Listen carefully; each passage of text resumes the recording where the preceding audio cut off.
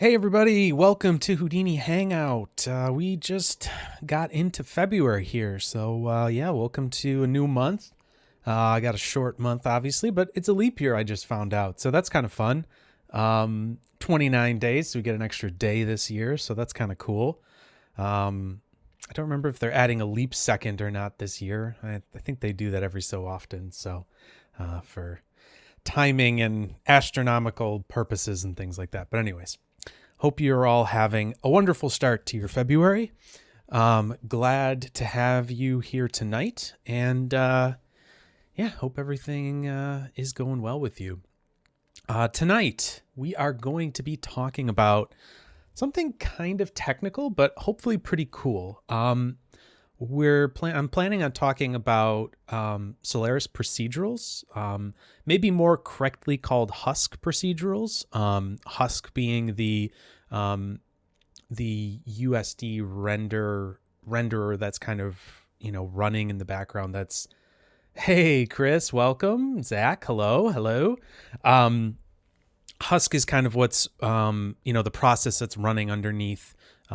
When you're rendering and things like that from Houdini. So really what we're talking about is procedurals that are being run at render time.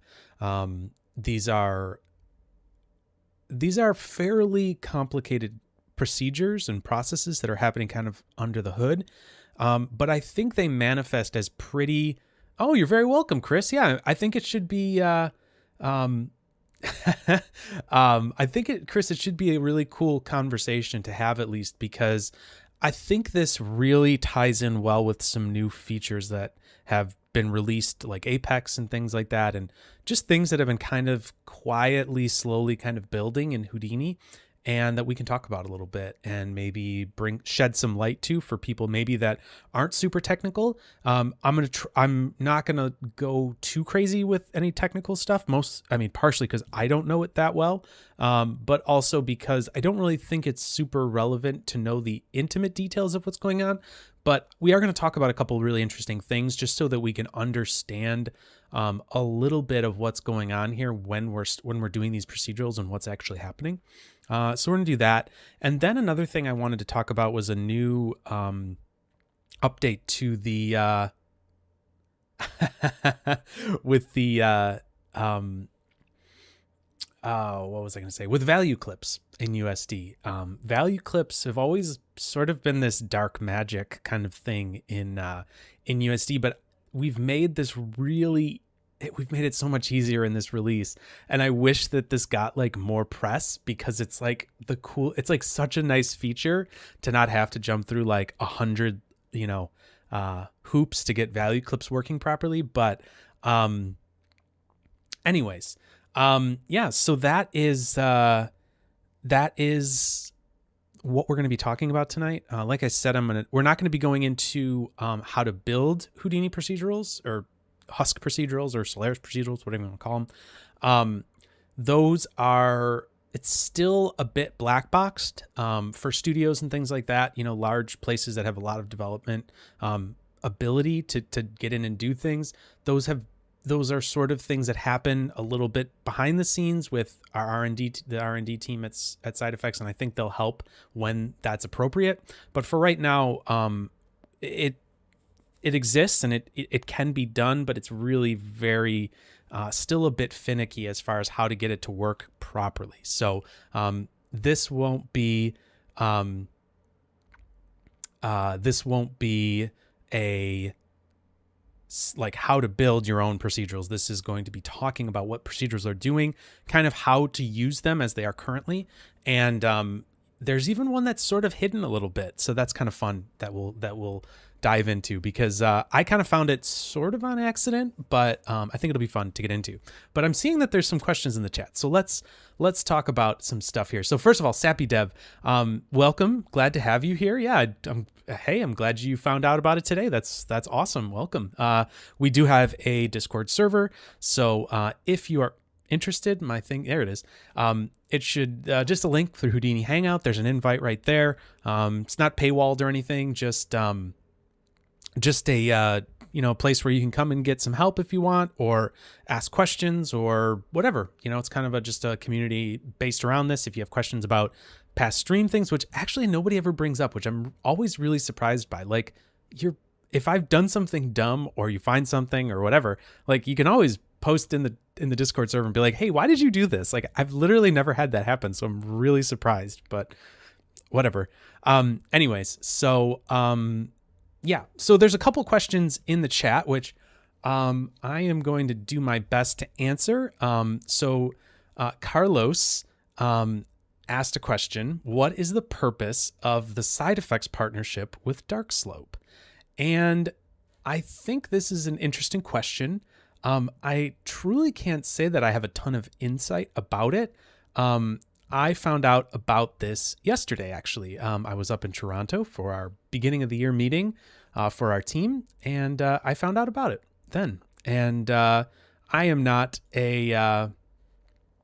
really a senior member of any team anywhere, so it's not something that really pertains to me too much as far as my day-to-day job goes. But here's a little. Let's see, where are we here? Sorry, I'm just making sure I'm all set up here. Okay, so here is a little presentation about the partnership with Darkslope. I'm gonna really kind of defer to this as far as like what the actual purpose is of it, mostly because I haven't really had a chance to even read this yet. But what I understand is that Darkslope is a Toronto-based company that does a lot of virtual production and kind of motion capture and that type of thing. And it's really just a strategic partnership as far as like, we want to, be involved with them, and we want to see, I think particularly Kim Davidson, who's the CEO of Side Effects and founder. He, I think, just really loves supporting and being a part of what's going on in the VFX industry in Toronto and around the world. I mean, he's now president of the VES. And so I think it's president, right? I think president. Anyways, but he just loves, we're very proud of the fact that Toronto is the Canadians are very proud of their, heritage and that type of thing. So I think he's just really excited to be able to partner with someone, local to them. I think somebody said Yui might be a better partner for it.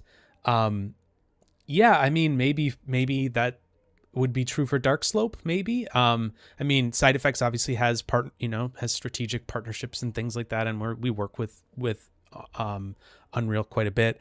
But yeah, so I think it's just it was an interesting opportunity to be involved in, and I think Kim just was like, yeah, this makes sense. We can be a part of this. We can be supportive of what's going on in Toronto. Really, on a business side, I don't really know what like their thinking is long term there. That wasn't really shared, but I think it sounds like an exciting thing. It seems like a cool company, and they are really excited to be able to provide more of that kind of services in Toronto, and I think it'll be really cool. So, and yeah, it's great for us to be able to know more about the virtual production space so that we can be a part of that as a team too. So, yeah, so that I think is a cool partnership, and we'll see kind of where it goes. And it's a little bit of an open question, and we'll see what happens. But yeah, obviously Houdini has a lot of support for different motion capture, cleanup, and animation, and I think that's a part of it as well, right? We're really pushing into this kind of idea of animation as being something that can actually be done in Houdini versus always defaulting to other software products to be able to do that. So more COPS nodes in the future. Ugh, who wants COPS nodes, man? Yeah, I mean, maybe. Yeah, I think the resounding comment after every single release is, can you guys please show cops some love? Like, I think that's always the resounding cry. So I don't think it has nothing to do with cops. Yeah, I mean, it certainly could. Like I said, I don't know all of the reasoning, and even if I did, if I told you, I'd have to kill you. No, I'm just kidding. But oh, cool. Playing with cops and Stable Diffusion plugin right now. Cool, nice, very nice. Yeah, so anyways, that's just a cool little diversion, and yeah, it was a really neat thing to hear about. And in our meeting, we had one of the heads of their company come in and chat a little bit about what they do and show us some of their some of their work that they've done and a little bit of like what they're thinking in the future. So I actually was able to go. It wasn't this past year. It was last January. I got to go to the Pixamondo virtual stage in Toronto, and that was super, super cool to be able to see all that stuff. So that was kind of my first taste of any like real virtual production. Now, it wasn't the gigantic Pixamondo one where they shoot like Star Trek and stuff on it, but it was still gigantic. It was huge. And it was shocking that they were like, oh, this is our small one. But I came in, if I told you, I'd have to kill you. Don't worry, KG. There's nothing, no spoilers, nothing. I was just kidding. I said if I knew something, and I told you, I'd have to kill you. But yeah, anyways, just being silly. Yeah. So tonight we are, like I said, we're going to be talking about Solaris topics, which is something that I've been so heavily invested in, and since I started at Side Effects.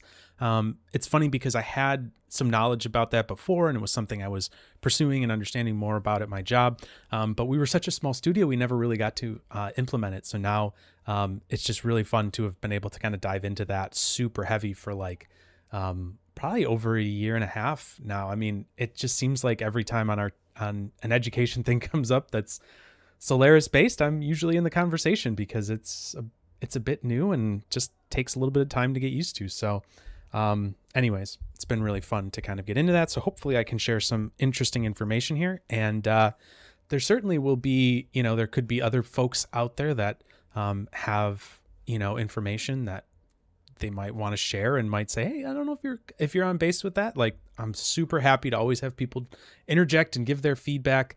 One guy that is if you ever see Waffle Boy Tom out there, he knows a ton about Solaris and Python and all this stuff. So he's a smart dude too, as far as all that stuff goes. So if he popped into the chat, I wouldn't be surprised for him to be like, actually, Peter, I think this is this thing. So if you see him pop in, I'm probably going to like stop and look and be like, okay, maybe I missed something there, or we misspoke or whatever. But please, if you ever have any thoughts or ideas or questions or anything like that, everything is open in the chat. This is not just me giving tutorials and things like that. That's really not the point of this channel. The point of the channel is to have a conversation. And that's why it's not Peter Teaches Houdini or whatever, some other dumb name it might have. So anyways, I guess that's all the nonsense banter that I have. So let's, I guess, jump over into Houdini and we'll talk a little bit about what's going on and what we're going to kind of chat about tonight. So the first thing I want to actually do is kind of take this back a step, right? I want to talk a little bit about what these procedurals are doing, right? Because on some level, you have the idea of these procedurals is to take some sort of input geometry and at render or something, and at render time do something else, right? So how do we define what that do something else is, right? Where does that come from? So if you've been following anything with Apex, even just casually, or any of the, if you've ever played with compiled blocks in SOPs, or, I mean, you probably haven't gotten into compiled graphs unless you're doing Apex stuff, because really that's where that's really kind of hit its stride. But over the last few releases, there's been some of that kind of concept that's been happening. So really at the core of what's happening here, we're running one of these compiled graphs at render time. And that might sound like a bunch of nonsense to you. So let's talk a little bit about what that is so that we understand kind of what's happening on some base level. You don't have to know this at a deep level as far as what's going on, but to understand kind of what's going on here inside of these procedurals, I think is important to at least have on some level. So the first thing I'm going to do is I'm going to drop down a geometry node. And this is going to be a bit, this whole talk, this whole conversation here is going to be a bit I already have a geonode down. This whole conversation is going to be a little bit more just conceptual in nature. We're not going to really go too far into, what is specifically going on, in a compiled graph and yada, yada, yada. But if you've ever seen this node, let's see, parameter, is it attribute from parameters? Yes. So this node is actually really kind of important in what we're kind of building here. And to be truly honest, I haven't done any of this procedural stuff from scratch. So this is more of just a concept to just say, like, this is generically what's going on here, right? So let's just say that we're gonna try to make this from the subnetwork, and I think I can do this. We'll see if I can. I think I should be able to do this, but what we're going to do is let's make something pretty straightforward. Let's take a box and we want to subdivide it, right? So let's take that and subdivide it. So we've got this subdivided box, and obviously we can, change the depth of this, right? And what we want to do here is, let's see, then maybe we'll just do kind of like a group. Let's do a group here. We can do random chance. We'll do like 50%, not even, let's do like 15% maybe, something like that. And then we can maybe do a poly extrude from there, right? So we're just going to take a random amount of those and we're going to poly extrude them, and we're going to call this extrude, and we'll just drop this in here. And hopefully this will make sense shortly, and hopefully I'll do this well enough that it'll actually give us something.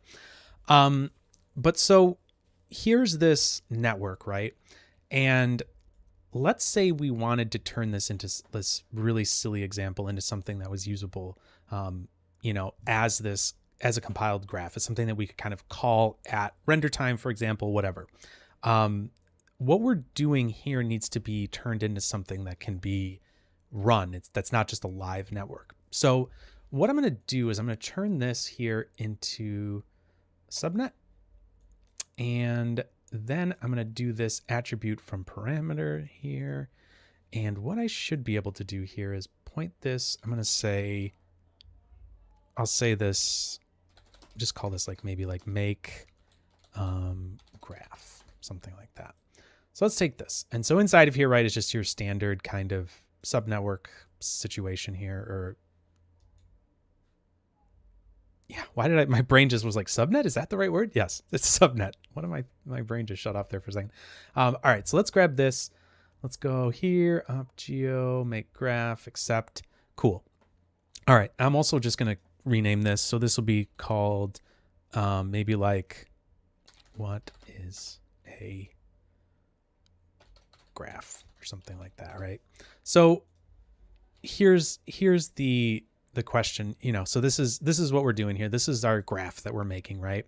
And here's our attribute from parameters, right? And what this is going to do is actually do some really interesting stuff.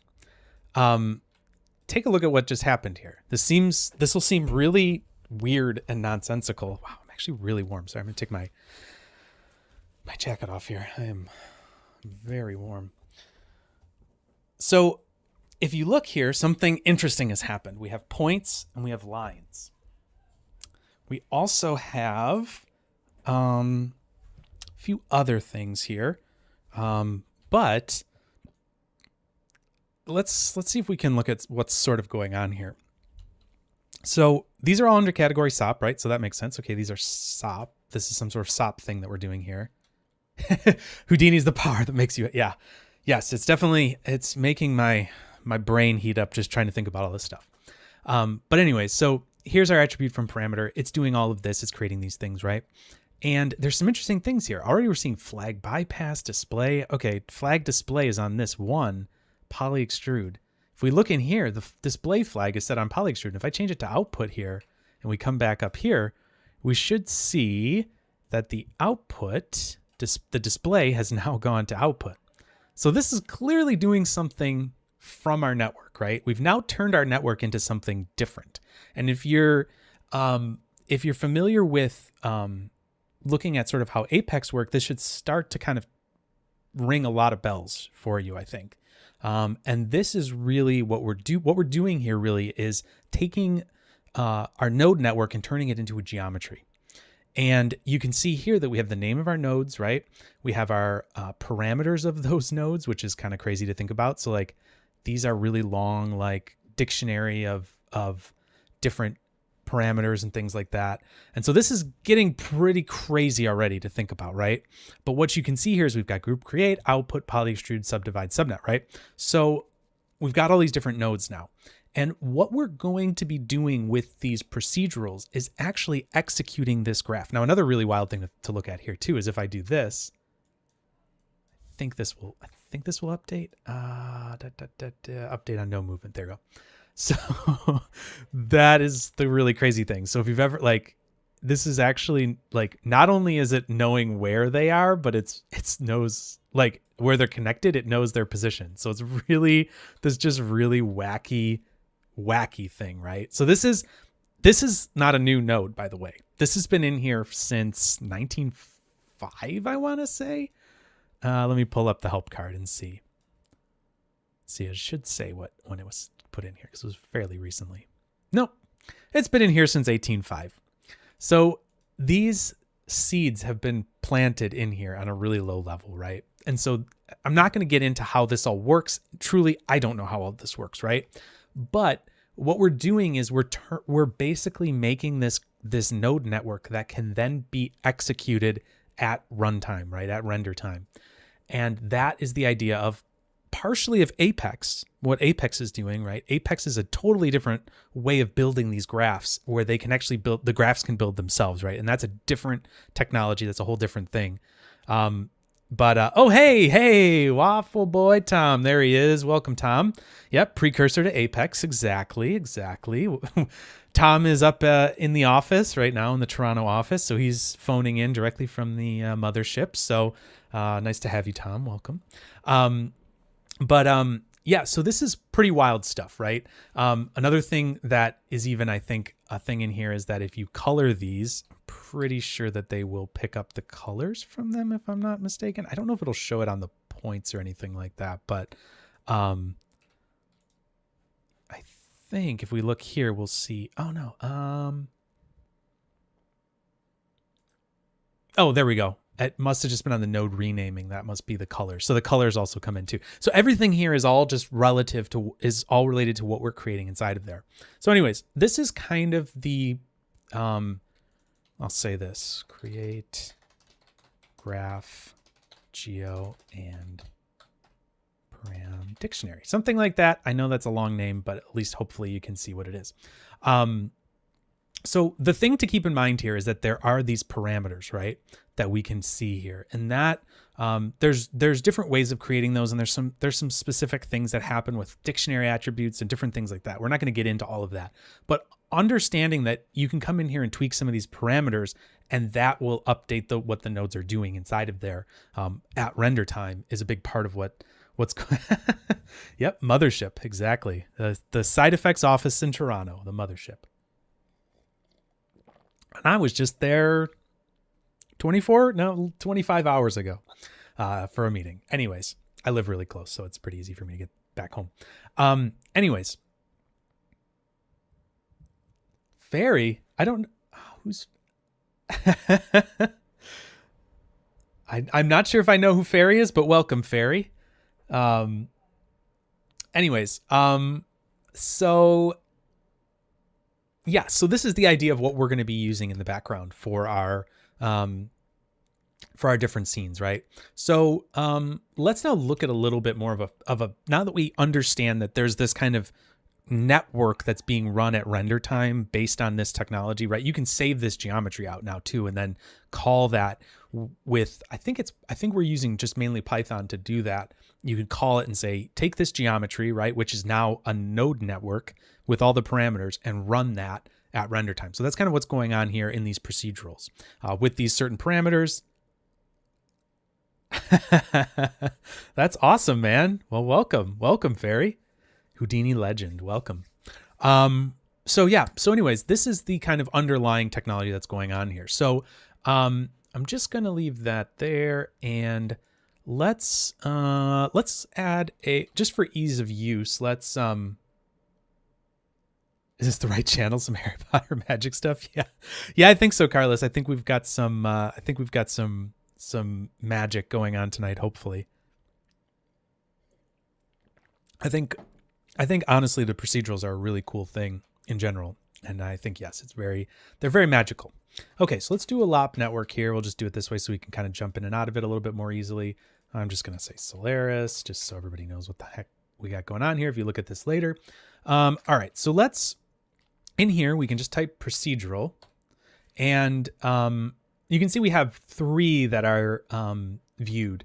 The feather procedural, the hair procedural, and the ocean procedural. I'm not really going to talk about the ocean procedural tonight just because I feel like that takes a little bit more to really get into and like mess around with, unless there's maybe an easy scene that is like in the example files or something. Maybe, I don't know if anybody knows, but I feel like that. I think the other ones will be a better example of what's going on, and we'll be able to see a little bit more. And then also we're going to use one more that isn't in that list, which is interesting. And I think there should be, actually. That's one thing maybe I should put in as an RFE to add in the other one. That'll be sort of a surprise. But anyways, so let's take a look. The hair procedural is kind of the first one that was put in. That was put in 1905. And so what's going on here? And if you look at this and start to think about what's going on here, what we have are parameters that have been given to the user, right? And what we want to see from this, right, is we want to take hair curves in and, the guide curves, and generate all the whatever number of hairs at render time, right? And so if we think about what we just talked about, right, with these graphs, in there is going to be these nodes that are going to be creating all these hairs, right? So it's a very standard Houdini process that's happening inside of there. And so all of these now are attributes that are basically piped into that network that kind of lives in that geometry that's saved on disk. And we're going to use these parameters to update the parameters in that geometry, right? So that's kind of what we can now think about what's happening there in that compiled graph, right? That we've kind of created or set up there. There's some more steps that go into some of these things, but just understand that that's the basic concept that we're dealing with here, where we're changing parameters here. It's changing the input parameters to that basically network on disk. So what these need is a few different prims, right, in Solaris. And everything in Solaris is a primitive, whether you have a sphere, whether you have a camera, whether you have a light, those are all primitives. Anything in our scene graph is a primitive, right? So what we're going to do is we need a couple different things here, right? And you can see up here, usually these procedurals will tell you the different elements that we need, right? So we need skin primitives, we need guide curves, and we need a procedural primitive. And what that means is we need a place for this newly created geometry to live, right? So this, whatever is going to come out of this network that we're creating, that we're using, that's kind of stored in this procedural here, we need a whatever that's going to be on the out. We need that to go somewhere in our scene, right, and live somewhere. Sometimes it will modify stuff. You could have a procedural that would do that, but in this case, we're generating new geometry, so we need somewhere for that to live, and we need for when USD looks through the scene, it'll see that there's a procedural. It has a certain little what's called a schema that's attached to it. And when it sees that it has this API schema that's a Houdini procedural API, it knows, okay, I've got to run this in a certain way based on some stuff that we've built into our USD integration with Houdini. So that's kind of what's going on here, right? And it's complicated, and that's part of the reason why we haven't just said, yeah, go ahead, make your own procedurals, because obviously then we're probably opening the floodgates at this point to just hundreds of support questions about, well, my procedural's not working and I made it this way and blah, blah, blah. So for the sake of everybody that works in support, and so that everybody doesn't just try to get this stuff to work. That's why we've kind of given examples and started to try to build a bit of a ecosystem of how these things work. And I think in the future, you will see that open up a bit more and be a little bit more transparent. And maybe that is going to come from, I don't know, maybe there'll be something Apex related. Yeah, so this is not Karma specific. This is USD specific. So anytime you run a Husk procedural, that's why we particularly don't call them Karma procedurals, because they run when Husk runs, which is the kind of the export rendering kind of, I think it's just the export stage of this, of when, when we build our USD scene. So you can use this hair procedural in Arnold, in Redshift, in any, as long as they can deal with whatever we're doing, which is all standard USD stuff, as long as they support all of the USD things, and their stuff is built into USD, it can be supported. So anything, this is just USD data. This is not creating anything that's only Karma specific. It's so cool the way that it works like that. And really, that's the beauty of USD, right? If anybody, I don't know how far they've put that out, like beyond just SIGGRAPH stuff, but at SIGGRAPH they were talking about running Houdini, what was it? Running HDAs in USD. And now that is more Houdini specific and would take a license and blah blah blah. But USD is so like available to do whatever you want with it. They're getting to the point where Pixar is actually putting embedding HDA in USD files and running them from within a USD file. So you don't even have to have Houdini open. It's just running an HDA in the background, and like you're changing stuff in your HDA just from your USD scene. So it's pretty crazy stuff that can be done with this. And I think it's starting to kind of come up to the surface and we're starting to see some of these real workflow enhancements. But anyways, that's something that's way more, you're talking about the people that invented this stuff that are doing these kind of things. It hasn't really gotten mass market yet, but I think those things will come in time.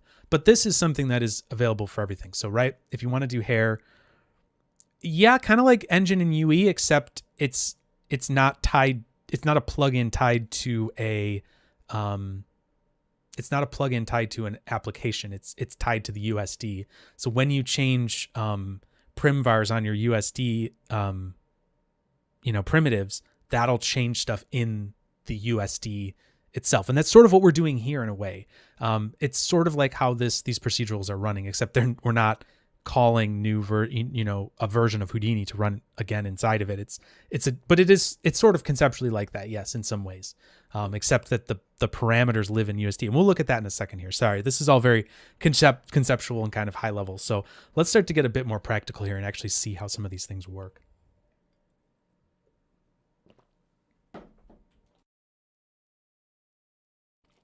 All right, so let's make some geometry here that we can actually work with, right? Because we need something to do here. So I'm just going to jump up and I'm going to hide this for now. And let's just say another geo node. Let's call this hair. We'll just call this hair. I don't know. Sorry, I like to name it this way. Geo hair. Okay, let's do that. And let's jump inside. Let's just do something super dumb and simple. Let's do a sphere. We'll take this and maybe we'll scatter, maybe we'll just do a hair gen on this maybe. Let's see, will this work? I can never remember if this will just work as it is. Yeah, it looks like it'll work. And let's do this 100, right? And let's make these bit longer. They're a little on the short side, so let's make a bunch of hairs here, right? So this is going to be our sphere. This is going to be our hair generation. So let's set some stuff up here.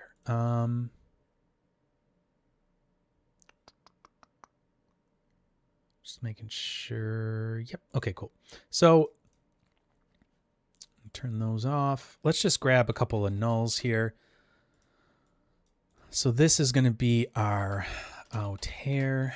This is obviously an incredibly dumb example, but I think you'll understand. And we'll make another null here and say, we'll just say out skin, even though it's just a sphere. So this will be our skin. This will be our hair. I'm just going to color those green. And let's jump back over here into Solaris. So this is obviously upset because it needs some things, right? So let's first do this. Let's do a SOP import, and we'll call this maybe skin geo, and we'll grab that SOP path. We'll go here out skin, and there's our skin geometry. Actually, let's do some other stuff in here just to make sure that this is nice. Let's put some normals on it, right? Just to make this a little bit nicer. Put some normals on it. Don't think that needs anything. Let's double check here. Yeah, that looks a little nicer. Cool. And I'm going to just say, I'm going to merge the SOP layer into the existing active layer. That basically just means that we're bringing all this SOP geometry and putting it into our current active layer. If you're not familiar with what layers are, you can go into here. If you were in your Solaris viewport, you'd have scene graph layers open. And basically this is just shows what layers we have that we're working with. And in USD, layers are files, and those would be output as files, right? So we're just going to put it into just kind of the default layer that we're working with. That's just going to put it into kind of the working space that we've got here. You can see this color that goes around it. That tells you that we have a specific layer, that one layer that we're working on there. And as we change what layer we're kind of editing, the colors will change over time, but we're just going to merge it in this case. And we're actually just going to grab another one here, and I'm going to call this, guide curves, something like that. And the SOP path for that is going to be the out hair.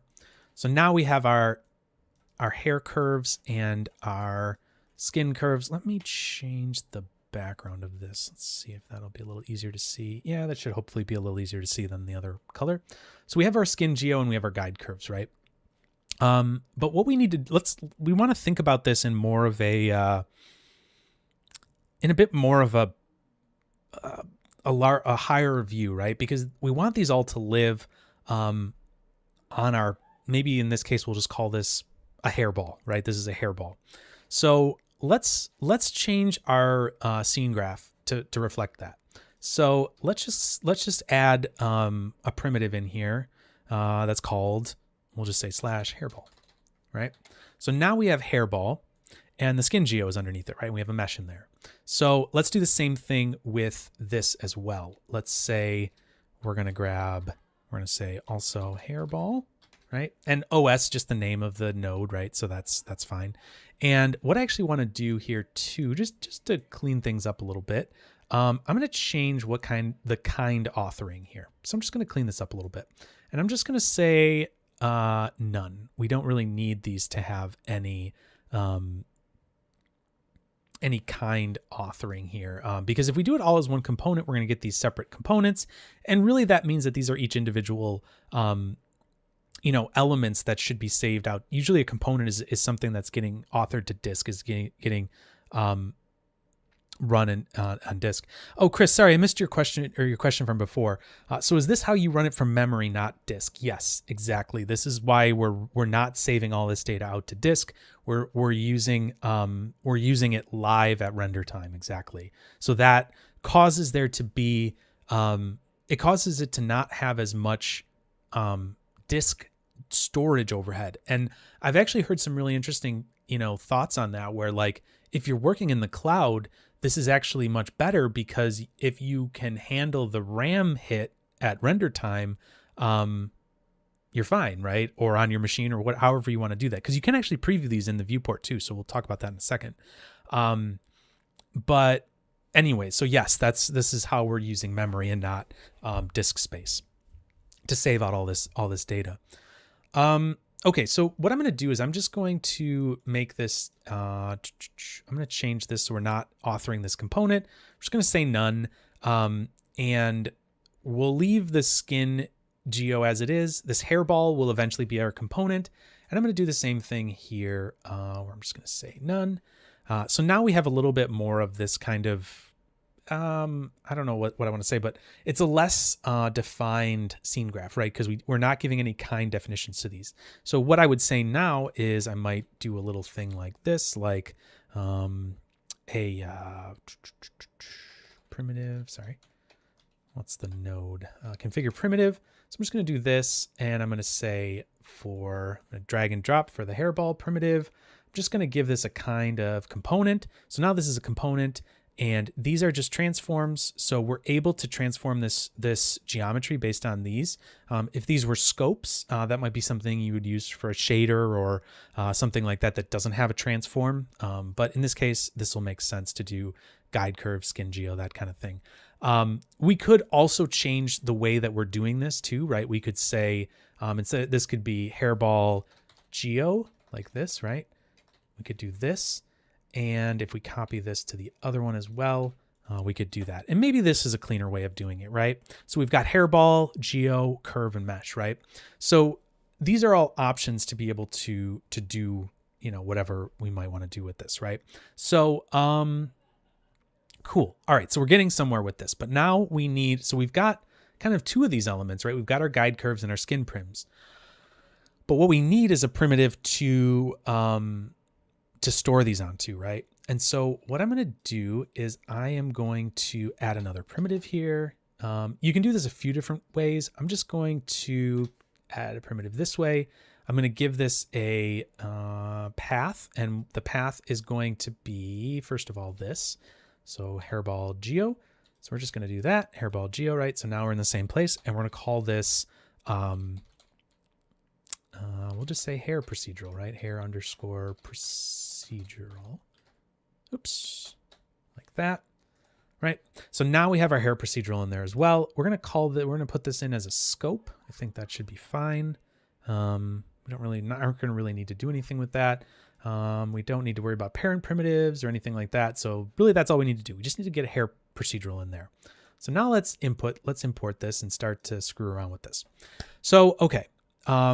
We've got our procedural primitive here. And what we're going to do is, instead of doing it on OS, I think we're going to do this. This should work. So now if we look at this a little more carefully and take a look at what we've got going on here. In fact, no, I was thinking that there was a way to see if that's a procedural, but it's not. But we can see that now that has changed, and now this hair procedural has this little icon next to it.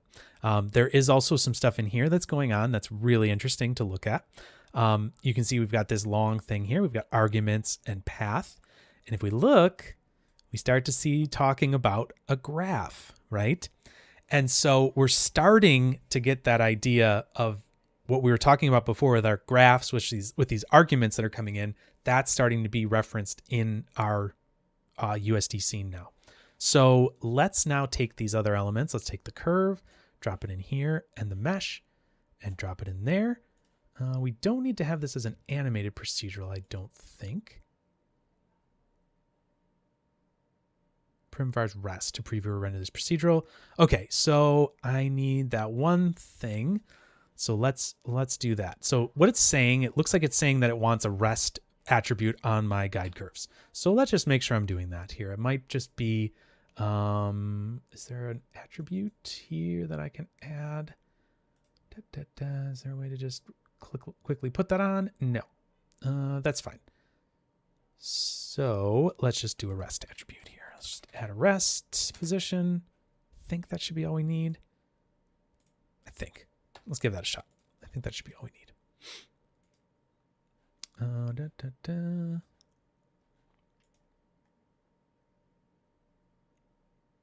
Oh, okay. Okay. I see. So that wants our skin primitive as well.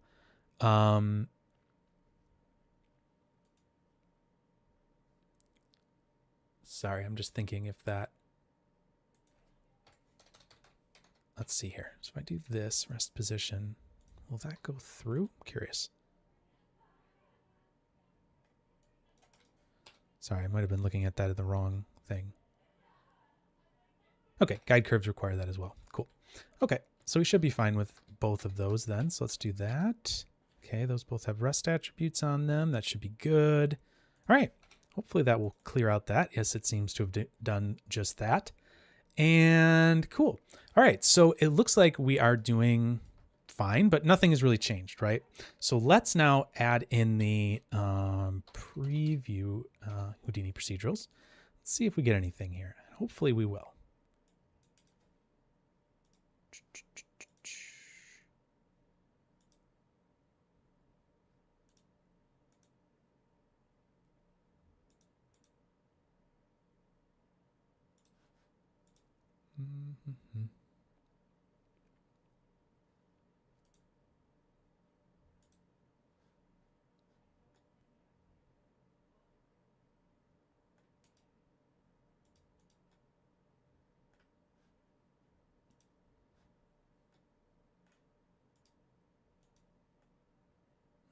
Okay. Oh. No, that should work. That should... Well, let's see. Okay. Why is this not working now? Okay. I think I'm just not creating the guide curves properly because this should be working. Skin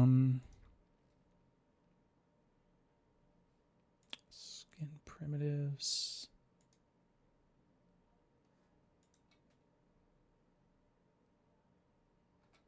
All right, let me see here. Did I just do something stupid?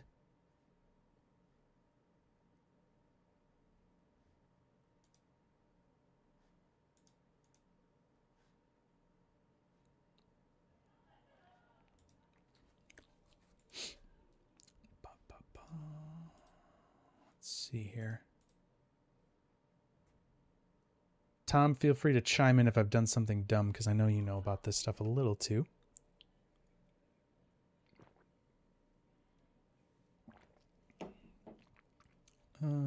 Let's see here. Let me make sure I haven't done anything.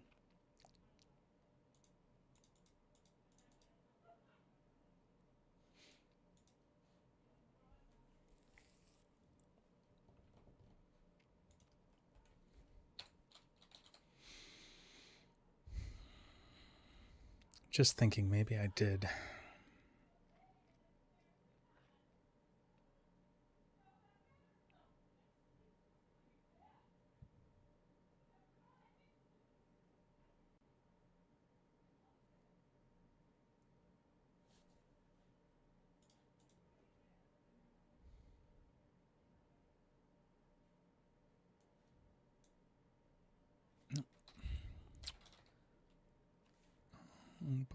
Let me see if this will give me a better result.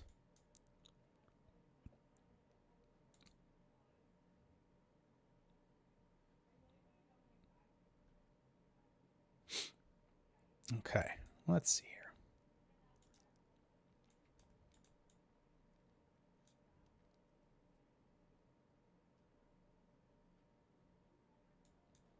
I'm definitely not a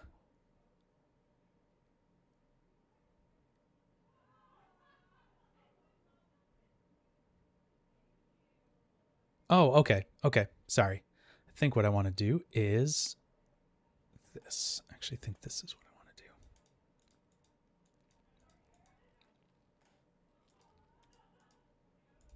Maybe.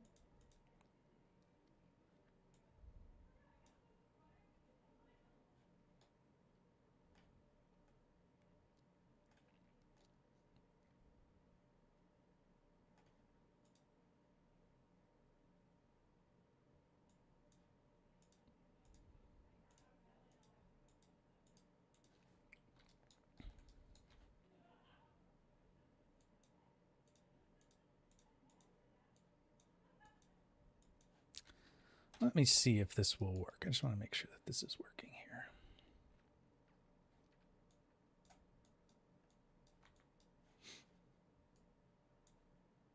Okay. So what I'm going to do is I'm just going to try something a little different here. I'm going to take this.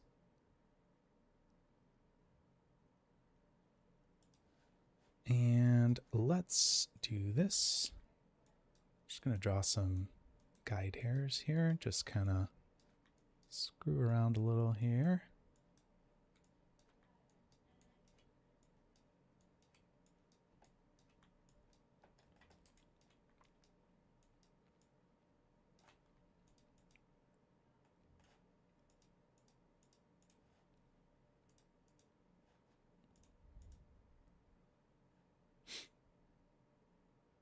Okay, let's try that.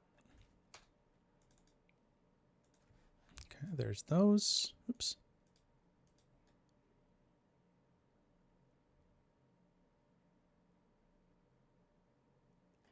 Mm-hmm.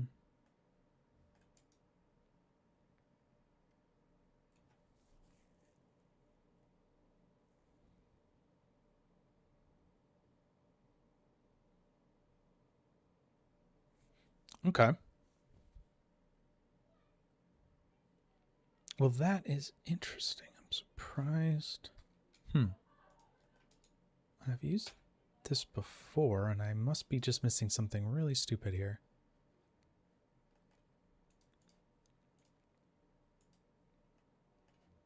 My apologies on this. We'll figure this out real quick here. Let me just actually go in here. Take a look at this. Maybe I'm just missing one key little thing here. Ba-ba-ba-ba-ba.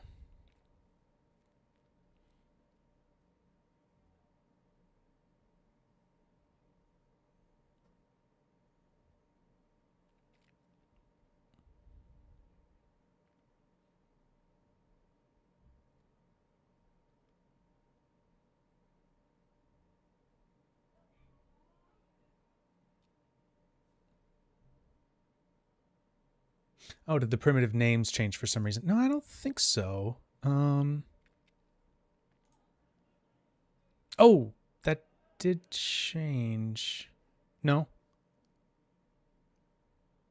GeoCurve 0. Oh, yes, it did change. Huh. That is a good point. Thank you for mentioning that. That's interesting. Oh, I know why. Because there's a name attribute on this. That's why. So it changed the name of it.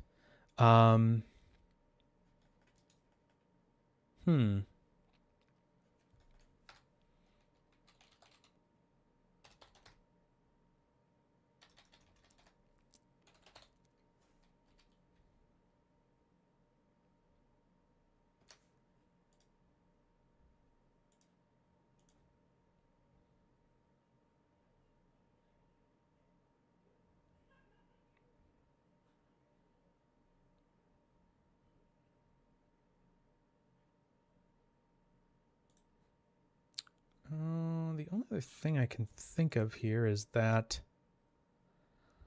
it wants a VDB for that skin. Which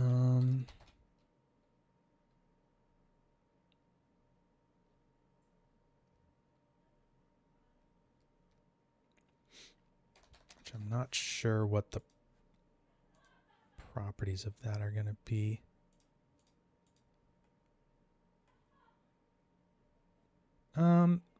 Well, let's try that actually. No, I don't think it is that actually. Sorry. Skin prims, primvars rest. Yeah, it's not going to be that. Sorry.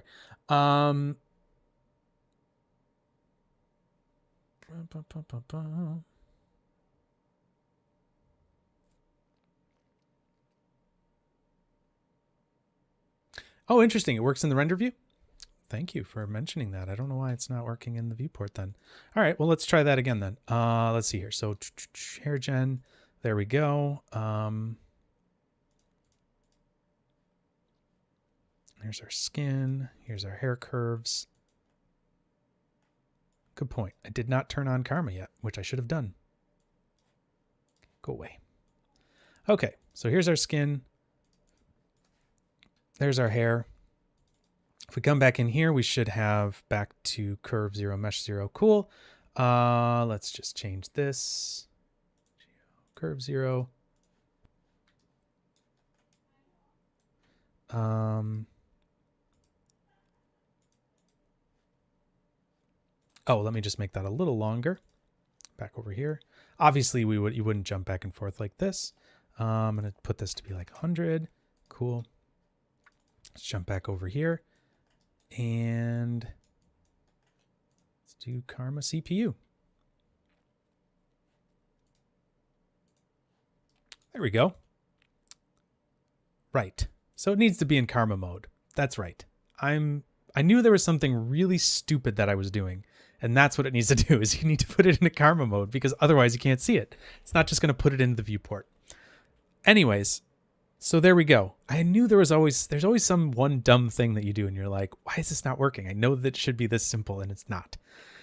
Anyways, so there is what we've got going on now. I don't know if we can actually see those hairs there. Okay, there we go. So in the procedural mode, you're not going to see it, but once you get to this, you will see it. Now, one thing to keep in mind here. So sorry about all that confusion. So what I did from the very beginning was working. I just forgot to turn on karma for some, yeah, at render time. Yeah, it's like you have to render it to get things to work at render time.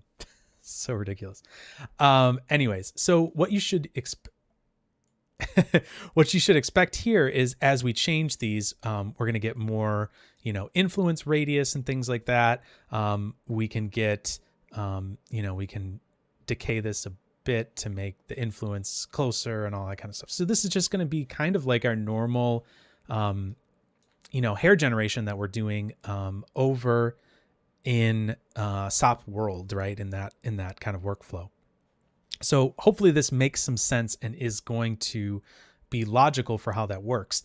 And the other thing that we could do too is deform, right? So we could deform these curves based on, some sort of deformation type of a thing that's going on, right? So, so there's a lot of different things that you could do, right? So we could, if we had this animated in some way, we could have animation that would be able to be deformed and then all that kind of a thing. I actually think you could stack these on top of each other as well, if I'm not mistaken. So you could deform the curves with a procedural and then generate more hairs with a procedural as well, because I've seen that where both of those things are happening. So I'm pretty sure you can stack them on top of each other. I'm not going to do that right now because I'm not going to get it too deep into like animation and all that kind of stuff. Like that's fine. But hopefully this is starting to kind of click as far as how these things work, what the idea is behind them. Yeah, exactly. So we're using SOPs. We're using SOPs as the geometry that's going to drive this, right? This is what we've brought into our scene here, right? Let me add a little bit to this as well. Let's add like, I'm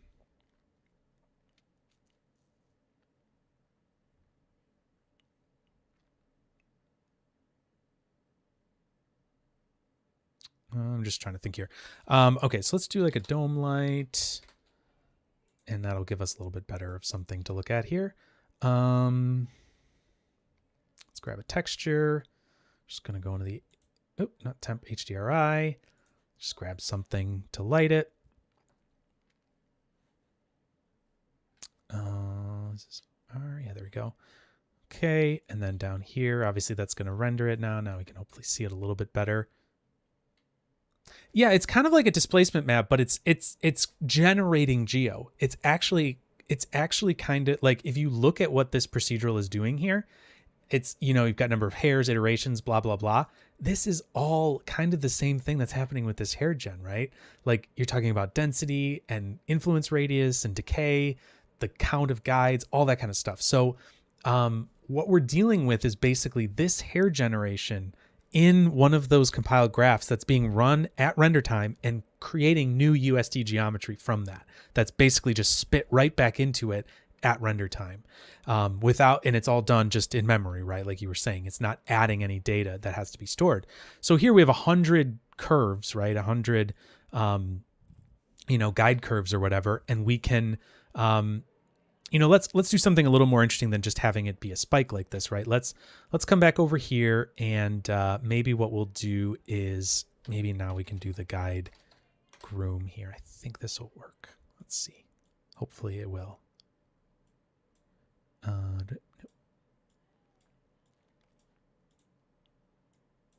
Okay, so let's escape here and we want to do this with like a brush. So let's just do this here. We should be able to just brush these a little bit. Right? Something like that. So we'll just kind of give this a little hairdo, right? So it's something a little more interesting, right? I'm not a Let's see, brush options. I do want it to bend a little bit. So let's, actually, I'm just going to clear this out. I just want to see like what the difference here is.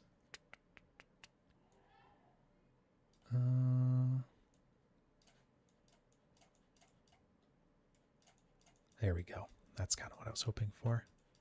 Something a bit more like that, where we're going to have some interesting kind of curviness to these. There we go. Cool.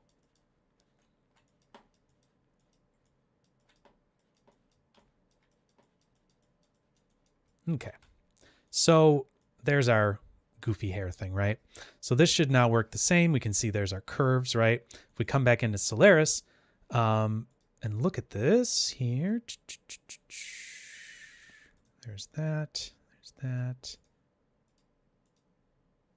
What happened here? What happened here?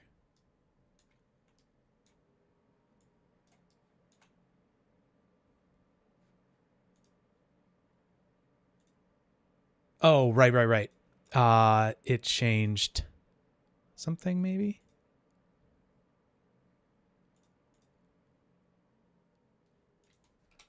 Sorry, this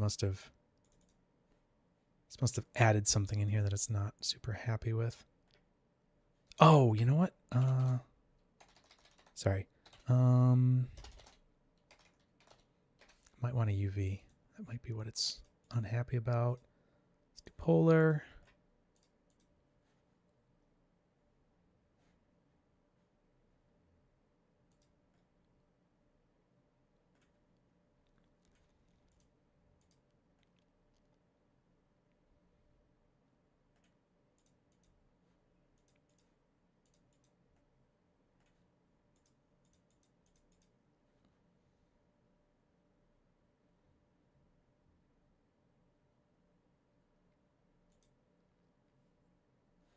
Just want to make sure I'm not setting anything here.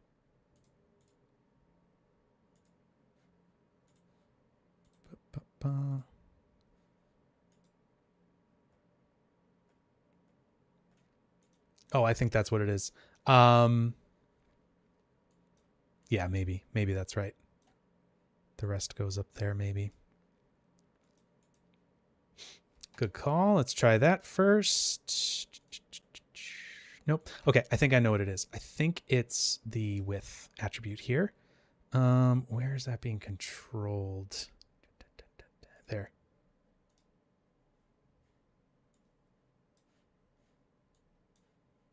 Let's see here. Did that do it? No. Why? Why did that change? Sorry. Not sure why that's changing there. I'm not a grooming artist, so I can't say that I am the best with why this would be doing it this way. Well, anyways, maybe what I can do is instead I can do a, oops, didn't mean to delete that whole thing. Just delete that. There we go. Cool. Let's do a guide process bend. I think that might work a little better. There's curves, skin. There we go. Could probably give a rest there. And let's bend the curves.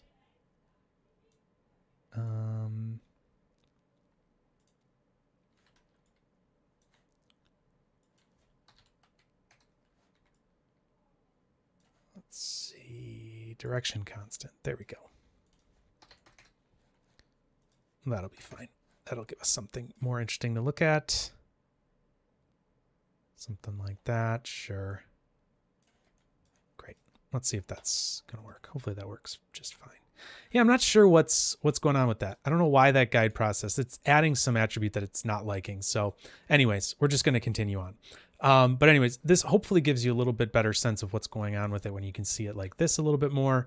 And we can kind of play around with some of these different attributes here. So this is going to obviously add in more hairs and things like that. You know, we can do 0.25.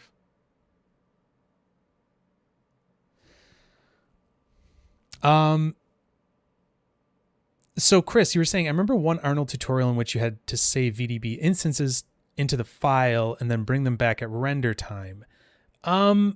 This is sort of like that. The procedurals that they're talking about there are kind of saving procedurals in a lot of other renderers are kind of like what USD does with files by default, where everything, yeah, exactly, where really the Arnold procedurals are saving kind of your scene graph in a way, like it's saving the scene for you in a way that Arnold doesn't have to reprocess. See, every time you go from a render, from a I worked in C4D. So every time you went from C4D to Arnold to render, it had to create a .ass file in order to render. So it had to do that scene conversion and build that file and then render. So when you had really heavy geometry, that process could take a really long time. And when you were doing instancing and all that kind of stuff, it could take even longer. So what the process of procedurals did was allow you to basically have a saved geometry and then point references to it from your scene and not have to build that every single time that you re-rendered. USD doesn't have that concept. It's always doing that sort of thing and is really far superior in that sense. And so therefore every USD file kind of acts almost like a procedural anyways, like what those Redshift or Arnold procedurals would do by default. This is actually taking a process and kind of creating new geometry. So we're actually creating new geometry on the fly. It's not that we're just bringing so we don't have to write this out at all. Like this step right here is totally unnecessary.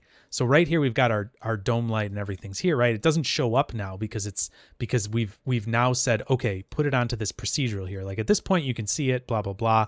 If you wanted to bring it up here, you could see, okay, there's a few guide hairs. Once we've set up this procedural, now it's ready to basically run that at render time. And we don't need this Houdini preview procedurals. What we could do is we could do a karma here. Take a look at that.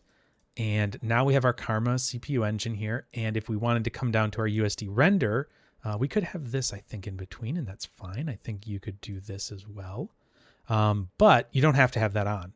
And what you could do is you could come down to this USD render ROP, and we could say something like render to mplay, right? This is going to pop open mplay. It's going to actually fire up Husk, which these are, oh, shoot. It's not happy with me because I don't have a camera in here. So it's looking for a camera, but can't find it. So let's do that. All right, one more thing we'll do here. We'll just get a camera in place. So let's just do this camera. Cool, I think that's good. Do we have cameras? Camera 1. Oh, it's not connected in. There we go. Okay. So there is that. I think that's working now. So now let's render that to mplay. Just wasn't happy because it was looking for that camera and it was like, hey, I think the Hydra viewport can play nicely with not having that camera, but when you get to the mplay and actually run it, that's where you kind of run into those issues. So now here we have it. Hopefully my thing isn't going crazy, but we're running all of this stuff at render time. So it's taking 1.43 gigs of memory to do this, right?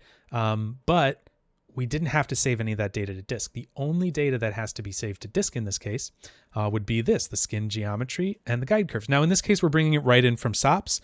But if we wanted to do like a layer save path or whatever, that would, you could render that out to disk and have that available to be able to be read in whenever. But right now we're just doing this from SOPs. And so it's kind of just all sort of not live linked, but it's basically just always looking to that SOP geometry, pulling that in, and then using that in the USD file when you hit render kind of a thing. But that's the idea of what these procedurals are doing, right? You don't have to have this preview step here. We can turn that right off, or we can turn it on and take a look at it. So you can see that render is different. Like in the viewport, we're seeing this background, but in the render, we weren't. So those are just render settings, whether or not we're rendering those in as a background or not, whatever. But this Hydra viewer and the final Karma render output are different things, right? They're different parts of the Solaris world and different parts of USD, right? They're different USD concepts, right? So so in a way, we're kind of looking at, and the output here when we go to render through Husk is being driven by these Karma render settings, right? Because it's looking for that to know, it's looking for this render settings to know what to be doing when it outputs either to disk or when it renders to mplay. So I think this is a really interesting thing to think about. And what this allows us to do is some really neat stuff with these different, with different geometries and things like that. So this is one example. Another example, and I'm not really going to have time, I don't think, to go through this on too deep of a level, but what you can look at is the other procedural that we have is the feather procedural. And now this is a little bit different, right? We can see that this has a different looking interface here. And really what this is allowing us to do is to keep our attributes. If you're familiar with the feather workflow, we have basically hairs. Yeah, Zach, this would all be totally possible with Redshift. Yeah, as long as they have a implementation within Solaris, within USD, yeah, you could totally do that. This is only doable when you're running it through USD, these USD processes. Another thing I should say too is the way that I built that hairball at the top level is kind of silly. Like, it shouldn't exist like that. Like, what I should probably have done would be something like, let's see here. I'll pull these out, put those down here. Probably what I should do is something more like,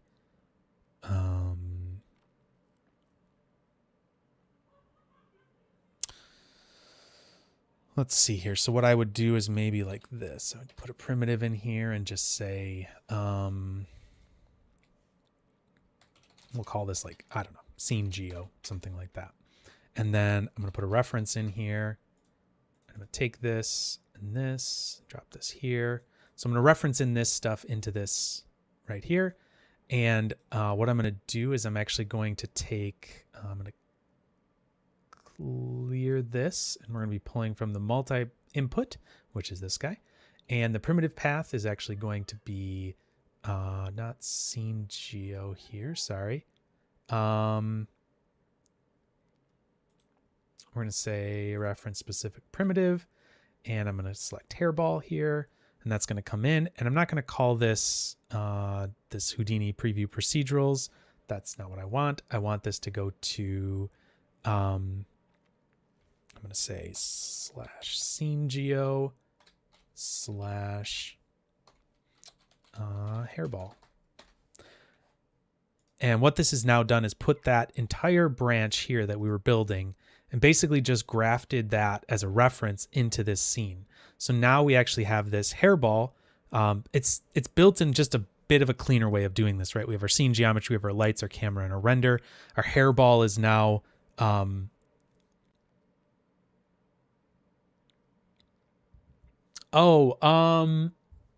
the H20 presentation, they showed Vine saying was also done with hair procedurals.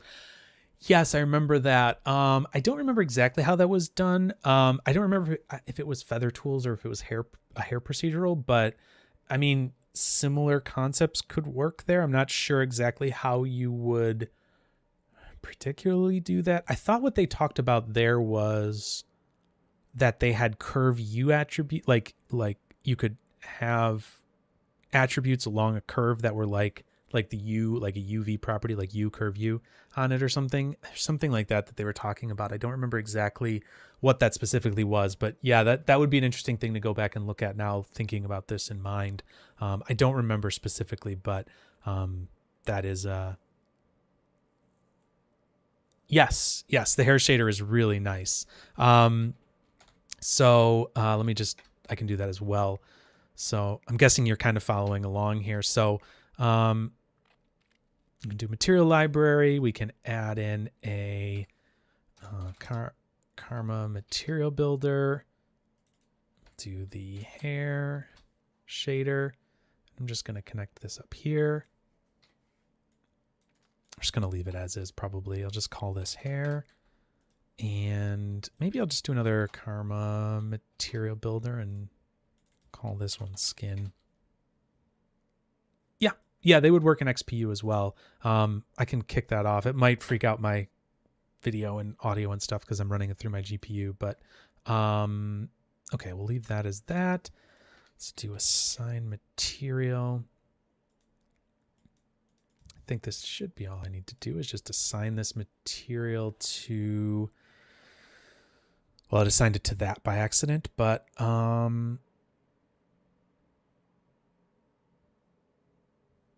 let's see here. We're going to grab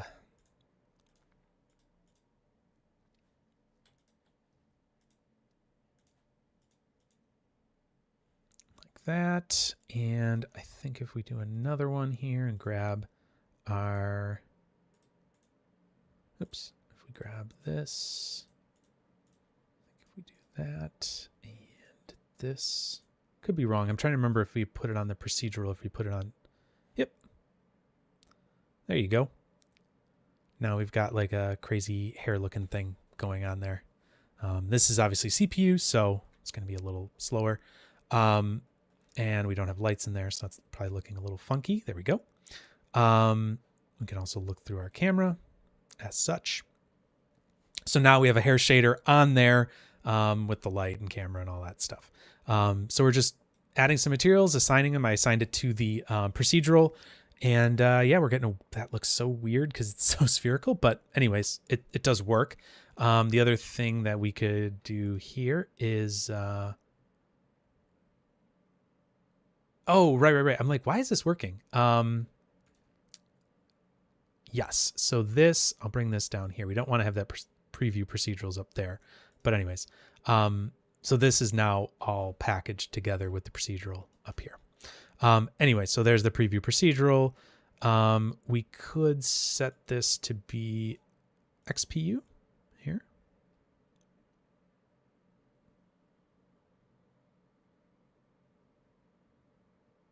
Yep.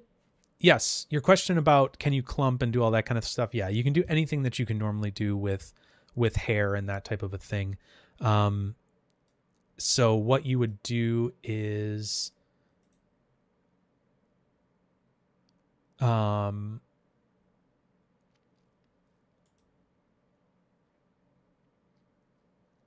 yeah, this would be the clumping and all that kind of stuff. So yeah, I think that would all be done. I'm trying to think of exactly how that's done. I'm not a grooming expert, so I'm not going to say like, this is how you do it, blah, blah, blah. But yes, I know that it supports anything that you would want to do from like a, from a standpoint like that. I think probably what you would do is you would do the groom on your guides, right? And do all that clumping and stuff like that. And that would be, you know, where you would get your little, you know, you get some slight bit of clumping and then you do this to get your final output. And here you're going to, here you're going to basically set up the last steps of it, basically going from, this is to kind of go from your guide hairs to your final, you know, groom that you're going to use. So that's sort of what you're doing. I mean, you've got your clump setups here and things like that, where it's going to, you know, it's going to change some of these different things. And I think, let me see if I can turn this down, if this is going to follow them a little more closely. Yeah, there we go. So now you can see that it's following those guides a little bit more closely there, right? So we've got a little bit more clumping going on here as far as that goes. Yes, exactly. The clumps would be done upstream and yeah, brought down. I think that's exactly right. Like I said, I've never worked on that in a production pipeline type of thing, but that's my understanding of how you would do that. But you can control like how much the clump crossover goes and that type of a thing. Yes, this definitely can be animated, no question. You would change this over from generate to deform. I don't think that's going to do anything crazy here. Yeah, that's just deforming it, right? So you would want to give your guide curves and then your deformed curves, right? And I believe what that's going to do then is actually do the you know, the animated deformation. If you wanted to do that at runtime, you don't have to save all that animation data of all your curves and things like that. So there's a bunch of different ways that you could do that, but you can deform, you can generate, and you can see here that this is an animated procedural. So if these guide curves are already animated, which in this case probably would make total sense. There's no reason not to do that, right? It'll look at them and actually do that deformation and things like that. Yeah, so I think hopefully that makes some sense as far as how this all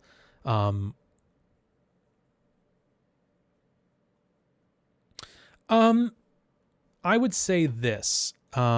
If there is anything in your scene, in your USD scene, that is time dependent, like right here, you can see the Houdini procedurals is actually putting a time dependency on here. That is something you want later on in your scene. You do not want things to be rebuilding your whole scene all the time. That is really, really bad. Now, there are ways to get around that, right? That does not mean that you can't have time dependency in here. That's not the case at all. But you just have to be really smart with how you're going about doing those things, right? So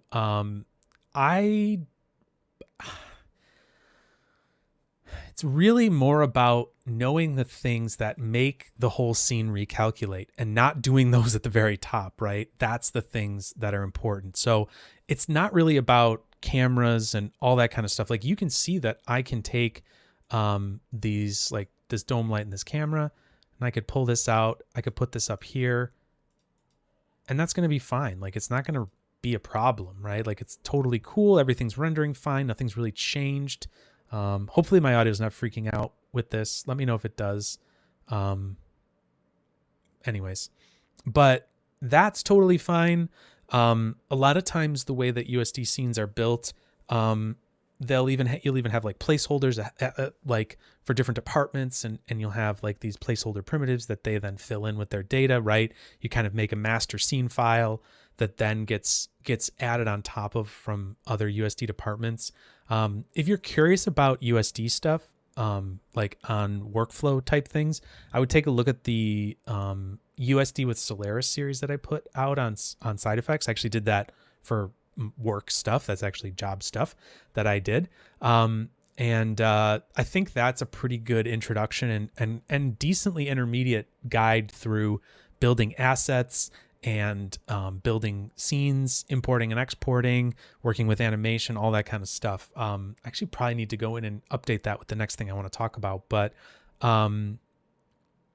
yeah, so I wouldn't say that you have to worry about any specific protocols for order of doing things. It's more about knowing when things are causing the scene graph to be rebuilt. What am I getting error here for?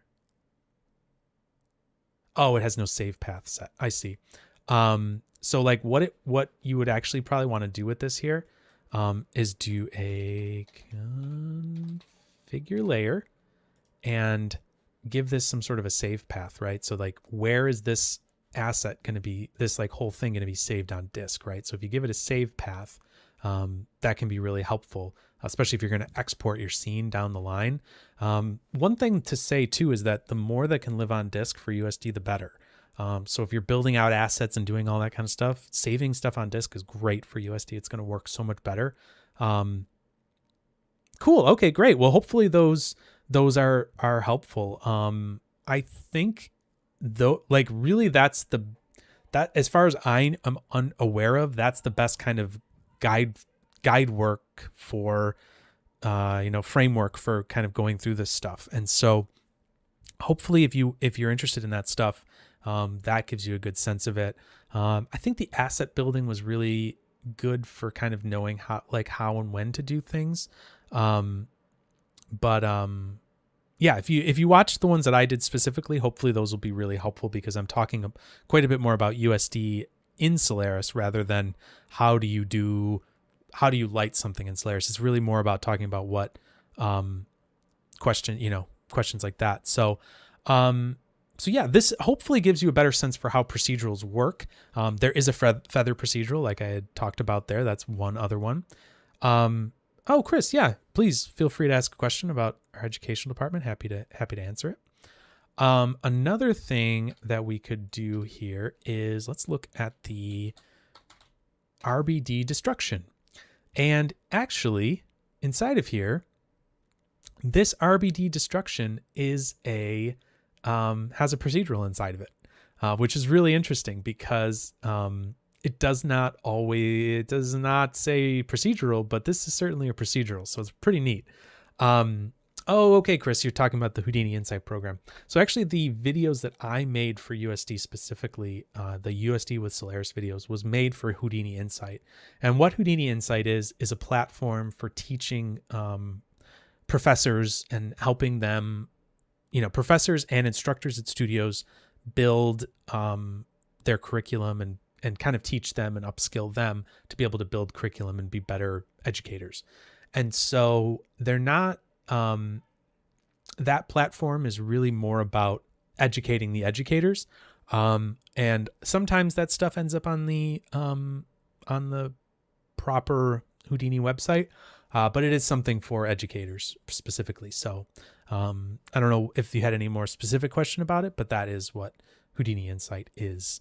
But yeah, if you are an instructor, you can get in contact with us and we will get you access to that and you can take a look at it. So yeah, there definitely are some math concept tutorials and things like that for sure. And like I said, some of the stuff that we've done has made it to the actual proper side effects website. So, yeah, anyways, but yes, we did.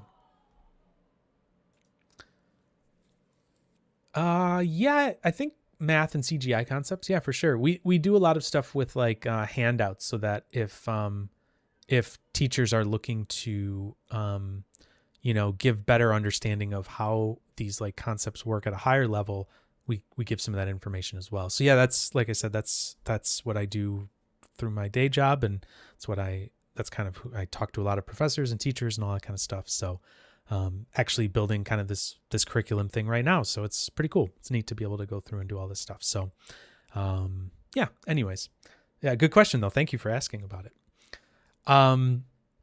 So this RBD destruction node is kind of interesting. So I'm just going to do something really simple here. I'm going to use a cube. And again, we have just keep in mind here, we have primitives, we have collision primitives, right? And so this is part of what we're going to be doing here. So let's bring in a cube and let's see, we can scale it up a little bit. 2.5, sure. We're going to do a match size, which is actually in here as well, which is great. I love that it's in here. So we can match size to the ground plane. Oh, I'm going to turn this off of the actual render. So we've got our cube. This should be fine. I'm also going to add in a grid here just to be our collider geometry. And we're going to throw this into the RBD destruction node. It's going to take a second because this is actually going to be simulating stuff inside of here. So our primitives that we want, we're going to grab the cube. And our collision primitive is going to be the grid.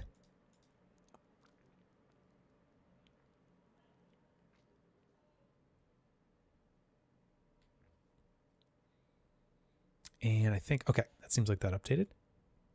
And what I'm going to do actually is I'm going to move this up a bit. Let's do like 2, something like that. I think should be good. And there we go. We actually we've now built an RBD procedural. And if we think about what we've talked about so far, now let's look at this and see what's going on here. We can see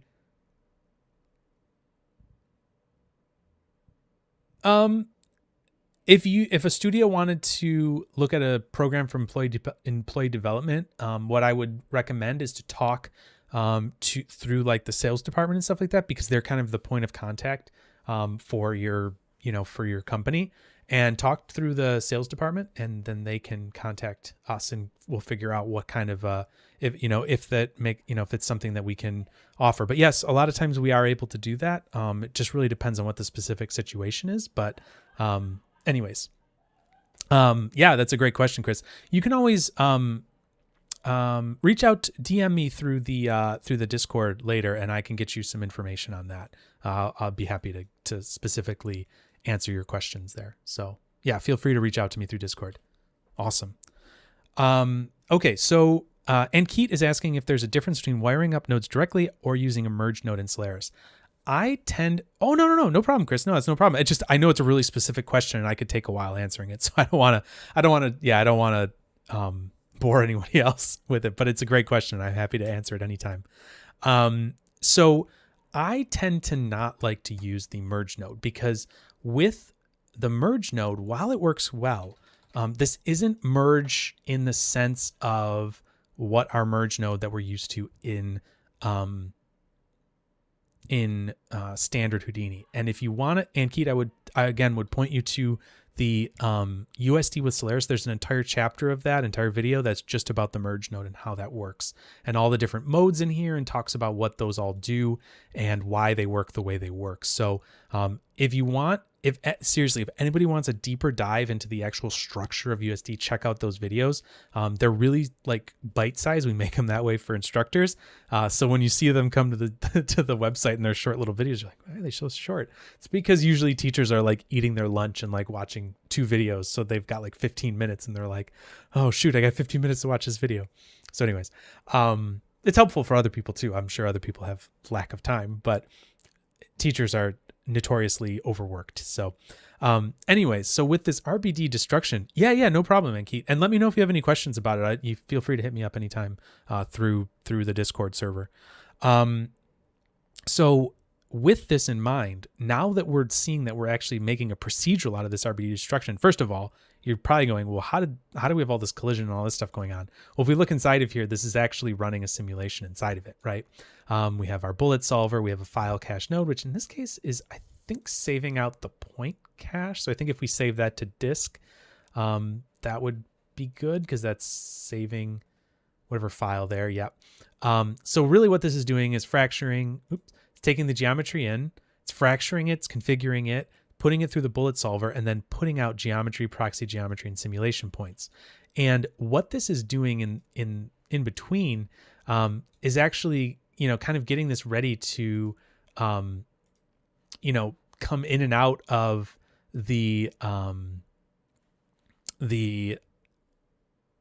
that network and come back into Solaris. And if we look at this RBD destruction node, in fact, let's just hit allow changing of contents and jump one level in. You can see that there's actually a procedural built right here. And this is kind of what's happening under the hood in a procedural, which is really just a lot of Python that's running a graph. You can see here's our graph. There's an RBD destruction graph that's running so that it knows what to do with this stuff. And here's our procedural graph SOP. If we go inside of here, there's a graph right here that's got our information from it. And here's the subnet. And here's our whole graph that's running, right? So now there's a box in there as well, but this is our graph, right? So if we looked at this subnet, there's a graph in here, right? That's being run. So this is the level at which this is the complexity of doing some of these things, right? Because we're doing a whole bunch of different things in here, but this specific part at the bottom here is the switch for the procedural. So if we did a skeletal or what kind of output type we're doing, whether it's just simple geometry or whether you're doing point instancer or procedural, things like that. You can see here, this is, I believe, where the point instancer is, maybe? No, what's going on there? Well, anyways, this is a switch that's basically controlling this. But when we get it over here, we can see that we're actually now putting the procedural in, and we're also able to preview that procedural, right? If we turned off this, we're not going to actually preview that procedural anymore, right? Nothing is going to run because this is actually running from a procedural now in the viewport. So this is what we're conceptually doing in that other hair procedural side of things. So this is basically just doing the same thing where it's taking the destruction and it's basically moving all of these pieces based on this RBD points that gets put down here at the bottom. You could certainly save that somewhere else in your scene. You can see how that would work. And you can change this mode, right? This is other modes, but the procedural is by far, I feel like the most performant, right? There's reasons why it might not be beneficial, especially if you needed to change things more down the line. This is really kind of a last step of your work, your workflow. You don't really have an opportunity to change things once in this procedural mode because it's like basically you're just ready to render it after that. If you wanted something more, more live, you might go to something like a native instances or a transforms or something like that. deforming mesh. Now that's going to be your heaviest one because that's actually just saving the geometry every single frame. So that's kind of by default what USD does. It just saves the point deformations for every single frame. Obviously, that can turn into a really big file, right? But this is another procedural workflow that you could use. And same thing is going to be true with the feather procedural. That's going to be allowing it to actually render out those feathers properly from the attributes that we have saved on those guide, those kind of condensed feathers, right? Take a look at previous video that I did with talking about the hair workflows or the feather workflows. That'll give you a better sense for that. But at their root, at the very basic level, feathers are just kind of really special hairs with special attributes on each of those little points along the guide curves. And so what you need the procedural to do is basically take that curve and say, where are these kind of extra barbs coming off of the kind of this the shaft of the feather? Where are these barbs coming off, right? So that's the really interesting thing that's happening with the feather procedural versus something like the hair procedural, where it's just duplicating your curves. The feather procedural is actually giving the ability to take those kind of condensed feathers and actually render them as full feathers at render time, without having to save all of those individual individual barb points out, and whatever, quadrupling your data size for your character, or maybe you have 5 barb points coming off of your thing. That would multiply the overall storage of your data by like 5 probably, or something crazy like that. So just good to know what the savings you can get from those are, and how you can better work with that. So hopefully this gives you a better sense for how these procedurals work and kind of what they're doing. There's obviously, like, as you can see here in this RBD destruction node, there's a ton more going on with what's happening kind of behind the scenes and all this kind of stuff, and what's going on with these file caches and all this stuff. Anyways, there's a lot of stuff going on there. You can see here we can have a file cache that'll store the points from your RBD. And that's something that you could save to disk as well, and that type of thing. So obviously in this case we don't have our file cache, so we would need to, let me see, match current definition. If I jump back inside of here, I think if I save this to disk, shouldn't take too long, right? Whoa.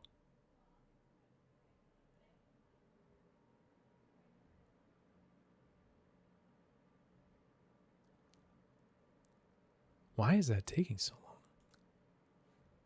That's really odd. Like, this should not take that long.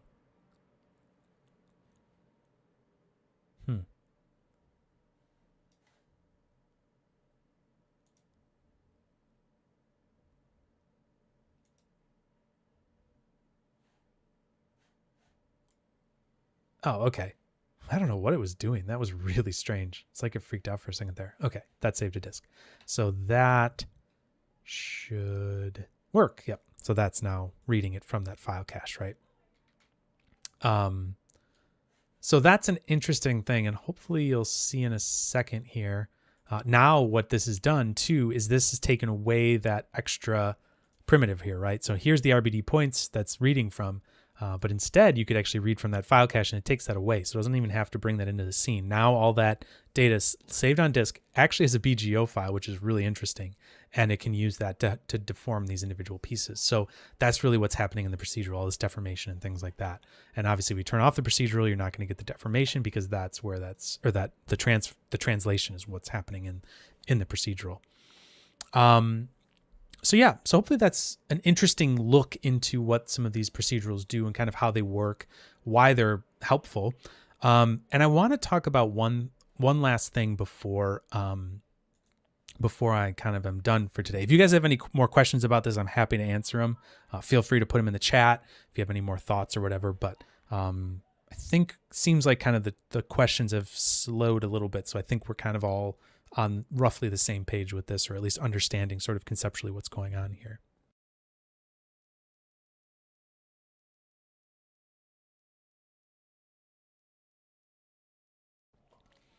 Okay.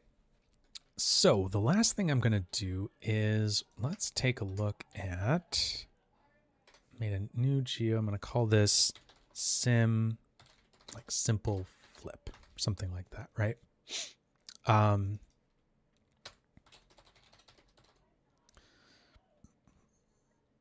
What flip do we want to do here? Let's see. Actually, I'll go the other way. Flip configure. Let's just do flip. He's just too fun. I like flip. I usually watch replays. Cool. Well, I'm glad you're here. That's awesome. Very cool to have you. All right. So what we're going to do here is I'm just going to save this to disk and background. Save. Yep. Go for it. All right. So I'm just going to let that run. Hopefully that won't do anything funky to the stream. I don't think it will. It's not really overly taxing the system, but I'm going to let this run in the background so we can get a little. Oh yeah, I definitely, that's a great question, Meta. So he or she's asking, what if I accept topic submissions? Of course, you can go to Houdini Hangout, get a Discord server invite, and there's an entire spot there for topic suggestions. Chris was the one that suggested this topic, and I was really excited because this is something that is kind of, I mean, procedurals is something I've learned about, and I'm not an expert in any of this stuff, really. I mean, the experts are few and far between, but the like just being in Solaris is something that I do a lot. So I really was like, yeah, this would be great. And I really wanted to talk about this next thing too as well. So yeah, feel free to jump on the Discord, put them there. Love to hear any suggestions. You know, sometimes I get in little ruts of like, oh, I've been doing so much Vellum. Sometimes it's nice to be able to even break it up for myself. You know, I think Vellum is a really fun thing to play around with. There's so many different things you can do in there, but sometimes I just get like, I love doing simulations and things like that, but sometimes I'm just like, oh, okay, too much. It's been too much Vellum. And I don't want to bore everybody else too. So like sometimes I get in these like little kicks and I'm like, oh, can't think of anything else to do. So sometimes it's nice just to hear what people are interested in from that standpoint. But okay, so I'm going to change this back to particles. There we go. And so that's pretty much good. So we've got these particles that are coming in like this. Okay, cool. I'm going to go back into Solaris here and yeah, you're welcome. Thank you for asking. It's great. What I'm going to do is grab, just going to grab those maybe. Just cut those and grab a, I guess I'll grab a karma node just in case. And I'm going to do I'm just going to do a null here. Let's add in a out flip points. And so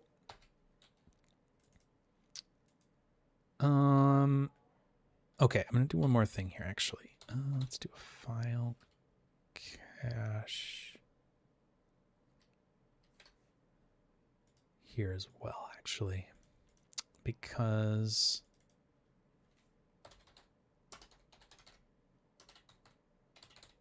this is actually probably going to be better. Yes. I think I'm going to need this. So I'm just going to let this run in the background. I think this will be fine. Go.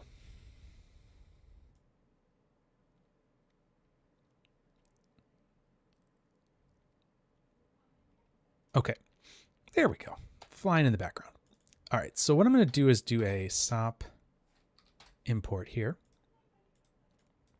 And let's grab that flip points here, right? So we've got this. Hello, flip. And put them into the scene like so. Cool. How's our camera looking? Are we way too close? Camera 2. Yep, we need to back that up. Let's see here. What if we just did a quick karma CPU render? There he is. Cool. There's our flip. And so what we're doing here, right, is we're bringing in these particles, right? And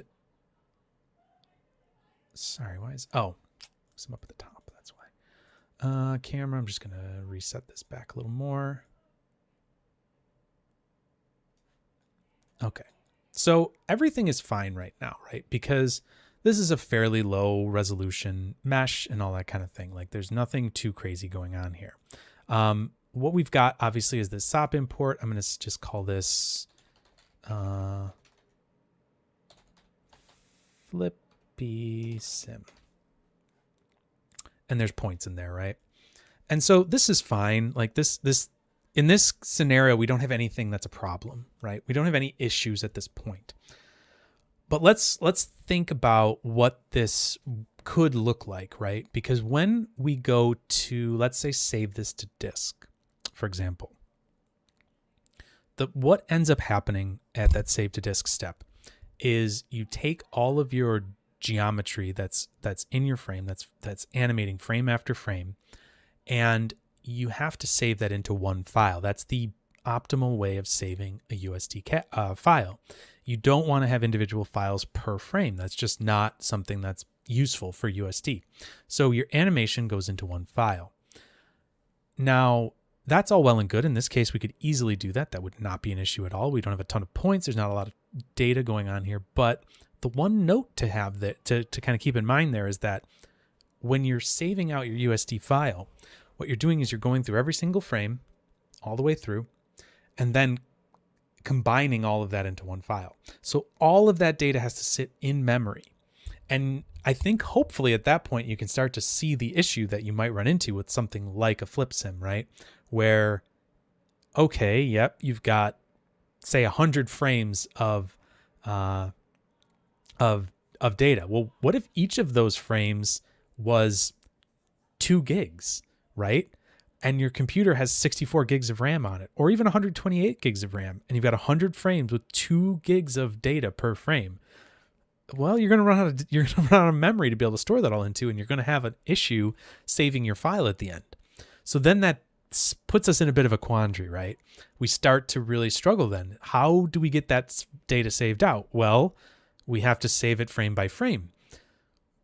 But like I just said, that's not the optimal way of doing this, right? That's not going to be beneficial for USD, because when you import data frame by frame, like into Solaris, into Houdini, into your scene, you're rebuilding that scene graph every single frame. So you need to have a way to be able to have individual files, but also have all of those files kind of ready to go and ready to load, so that USD doesn't have to keep looking and keep going, oh, there's a new file to look at. Oh, there's a new file to look at. It kind of needs to know all the files it's going to look at eventually throughout the scene, and then just switch frame by frame. So it's a subtle but very important difference. And so this is where the concept of value clips come in, because what a value clip can do is basically it can take all of those files that you have and basically make one master file that has a reference to all of those in it, and be able to, and then USD will switch based on what frame you want each of those files to be looked at. So you could then say, here we have Flippy 1, frame 1, we have Flippy frame 2, Flippy frame 3. Wow, it's a mouthful. And it'll go through those each, sequentially, and it knows about all of those from the start of the scene. So it doesn't load them all at the start of the scene, but it doesn't have to keep changing the scene graph every single time, you want something updated. So this all sounds really crazy and like, okay, great. Yeah, that's fine, whatever. But what does that mean for this? Well, if you run into those situations where your files are starting to be too big to be saved as one file on disk, to make a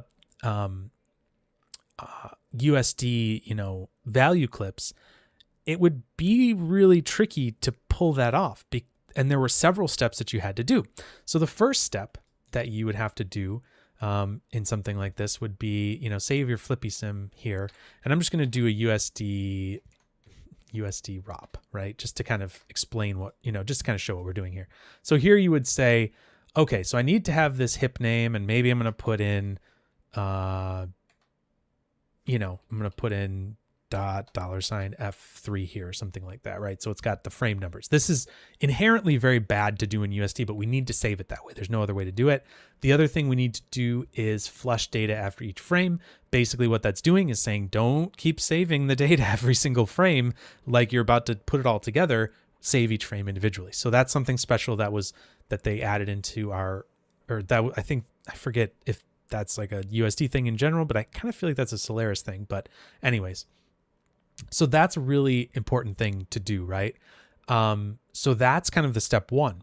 Then the next step of that would be you'd have to put down a like a ROP network or something like that, go in here and do a USD stitch clips. And you know what's really annoying? There's a USD stitch and a USD stitch clips. And you know what the one does? The one puts all your files together into one USD file. And that doesn't work. And that's what we're avoiding here anyways. So while USD stitch is a great thing to have if you want to stitch your files together back into one USD so that you can play them, if they're inherently too big to do that in memory, you're kind of back. It's like, well, we just got ourselves back to the same problem. So what you actually want is USD stitch clips. And so this is where you bring your input file, your template file, which is, I believe, where you're going to say, where you're going to save the file to. And then you have to know the primitive path where all of your data saves. So in this case, our primitive path is flippy sim because that's where the points are going to be living underneath. So you need to know where in your scene graph your points are and all that kind of stuff, or whatever geometry is changing, that type of thing. So you need to know where that is in your file. And sometimes you don't even have your file open. So then you're like, oh shoot, like maybe somebody else wrote this to disk. I have to go and see, okay, what's the scene graph of this scene? Okay, yeah, that's the primitive I need it at. In fact, there's not even a selection here, so you have to type it in yourself. You could easily mess that up, blah, blah, blah. So all that to say is that there's multiple steps for this. And then now you just have a USD stitch, the file, and you need to then bring that back in to your Solaris scene. So it was well known that this is not the best workflow. Like this is actually a USD kind of function, like a command line function that we're running here sort of through a ROP. And at least I think that's how it's working. It's something along those lines. And so, okay, so we needed a better way of doing all this. And luckily there is that now, and it's really fairly straightforward to do. So now we used to have just a geometry sequence. Now we have this nice geometry clip sequence. And so what we have here is two different things. We have an input stage, which basically just whenever you see stage, that just means like everything on your scene graph, right? That's your stage, right? Everything on the stage is that. And in fact, our Solaris context is named stage, right? Just because that's what kind of the root of your scene is called in USD. So you don't have to plug anything in there, but what we could do here is we could plug in our flippy sim. You can see now it's nice and happy. Everything's good. I'm actually going to just put this into the existing layer. Great. So we've got our geo clip sequences here. And so did that not like that? Oh, that's weird. I don't know why I did that. Anyways. Oh, I see why. Because this actually has a file path that it will save. So I believe if you do this, it's now, it's looking at what's coming in here, right? So, so this is now taking in our geometry clip sequence here, right? It's looking at this. And one thing I should say is that so when we look at, oh, cool. I'm glad that this is something you've been curious about. Okay, so let's just look at this, these points by default here, right? So if we look at this, these are all green, right? Which means, let's see if we bring up our little keyframe here. These all have time samples on them, right? So these are all time sampled. So all of these are changing per frame, right? So these are all of time samples. And you can see here, we've got this pink, which is value clips. So now if we come down to this geo clip sequence and look at it, we have, you can save your files wherever you want to, whatever. You can either flatten your clips or not flatten them depending on what you want. Like if you have references in your incoming clips, maybe you don't want to flatten those references, so you don't turn that off. There's a whole bunch of different things that track primitive existence to set visibility. That basically means if something is disappearing, you're just basically turning off the visibility instead of removing the primitive. Again, removing a primitive is changing the scene graph, and that'll slow it down. So just changing the visibility is a much better way of doing it than removing something.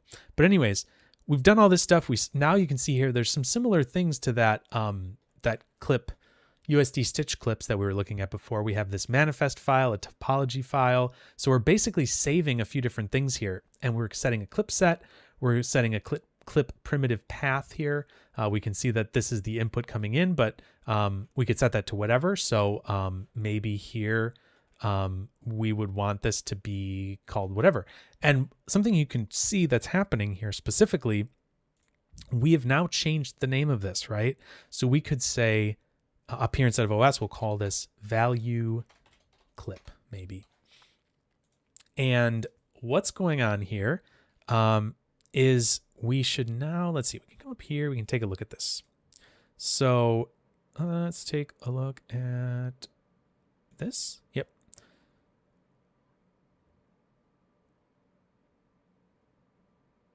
So what we're starting to see here is that we've now created this value clip here. I'll actually call this, just so we have better visibility, we'll say my value clip.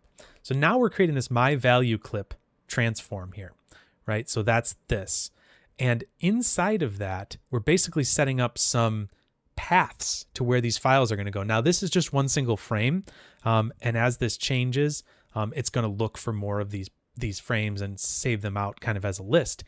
But in this case, it's basically looking at each of these files, it's saving them, and then referencing them in as part of a GeoClip sequence. And so that's awesome. Like if we look at this geometry spreadsheet now, it now has noticed that I didn't even have to tell it about this 0.0 or anything. I could point this to the incoming, whatever's coming in here, which is just /flippy sim, right? We could do that. And now that should be good. Yes, it doesn't have, that's fine, whatever. It's just mad that it doesn't have a save path, but that's no big deal. Oh, it's that again. Why did that happen? Oh, that's weird. Anyways, so Flippy Sim, great. It's all working the same. But we can see here, these are all now pink because they're all value clips now. They've all been turned into a value clip because it saw that there was animation, basically said, oh yeah, this should all be in value clips. Boom. It set up the value clips for us. You can go through and save, you change where all these things are saved or change if they're flattened or whatever. But this is all like automatic at this point now. Like it's crazy how efficient that is. Like this is just, it's done. It's all value clip now. It's all saved as a value clip. It's going to store these different files. If you put a USD ROP at the end of this, it's going to save out all these different files for you and organize them where you want them, where they should go. Amazing. Really cool. But there's even one thing cooler than that, is that if you have saved out something on disk through a regular standard kind of VFX workflow that's saving BGO files and not exporting USD files or whatever, that's probably a part of your workflow already, saving out those files and all that kind of stuff, right? Well, what if you wanted to use those in USD? Well, you can actually read BGO files in in USD. So what we could do here is we could, instead of say get geometry from second input, we could look here at the hip geo flip point cache here. And we're just going to change this so that we can see this. And we should be able to hit accept there. And let's see here.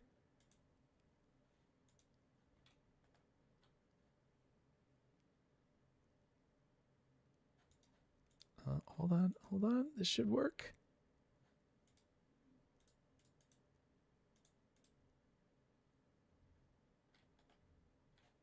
What is this mad about?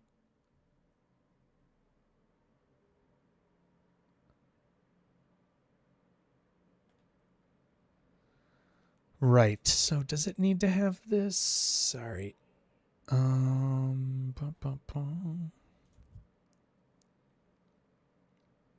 Yes, you're welcome. Thanks for joining, Ankit.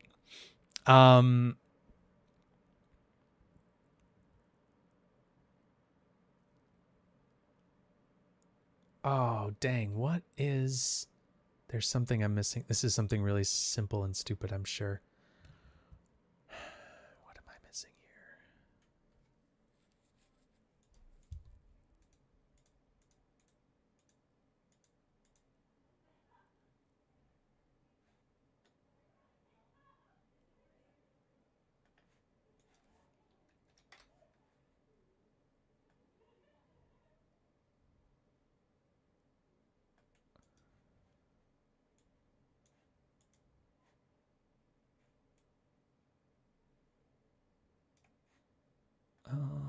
What is it?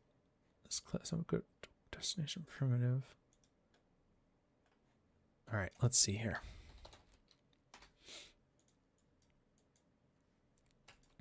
I'm just gonna cut this. We're gonna say, oh yeah, the safe path is, it's really, it's more of a warning than anything else. So what the safe path means is that when you have these USD ROPs here, when you're saving things out, you can actually tell it to save this like, so in this case, it's my Flippy Sim. I can set this layer save path to be a USD file on disk that I want just this data to be written to. So there's different reasons why you would do that, right?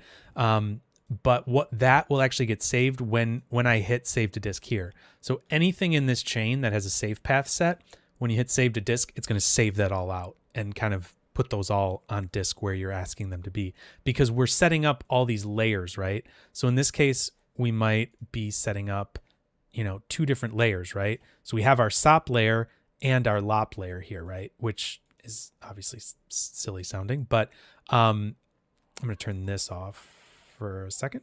Go away, please.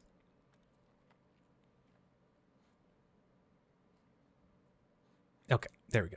So we have these two different layers, right? And so what it really wants to do is save out two different files, but all it knows is where you want this to be saved, right? So this, when we hit this USD render ROP, it's going to save this out, but it doesn't know where to save out this SOP layer. So what we do here is if we hit layer save path and just do $hip / I don't know, USD, maybe something like that.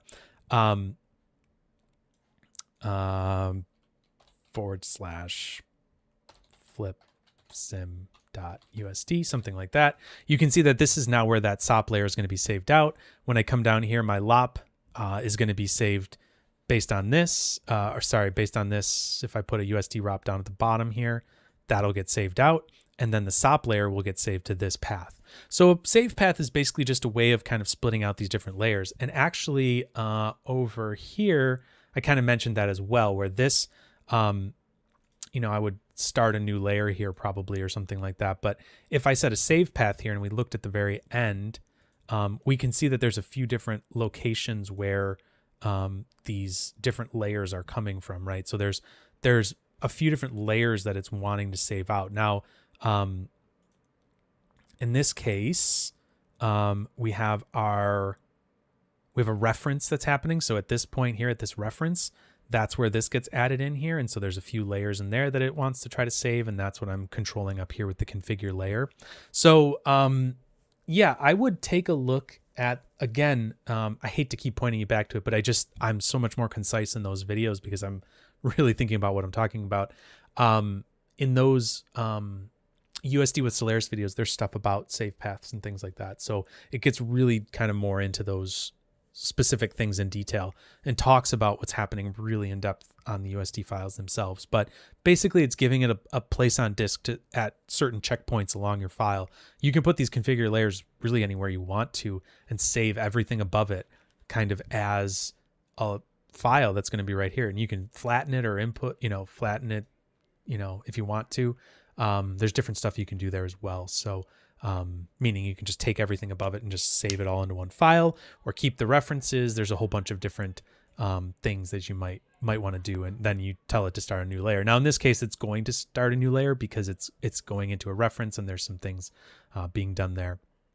And this is yelling at you here. It's just a warning. It's not, if you save a file to disk with that warning, it's basically just going to find a place on disk based on your kind of your scene structure and just try to put it there. So it's like going to be like, okay, this should go to like wherever your SOP layer is set to. So it's going to try to say like stage/obj/geohair/out hair and then put a file there and just be like, yep, done. That's where the file lives on disk. Because it really wants something when you're trying to save something out with USD, it wants to save all those layers as files because that's inherently what a layer is.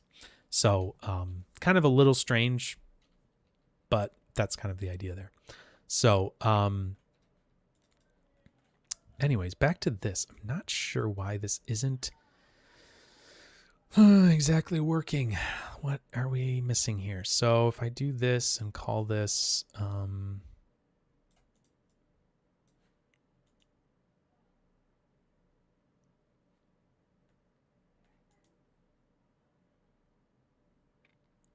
oh, I know what it has to do. I think I need a USD configure here. I think this is what I need.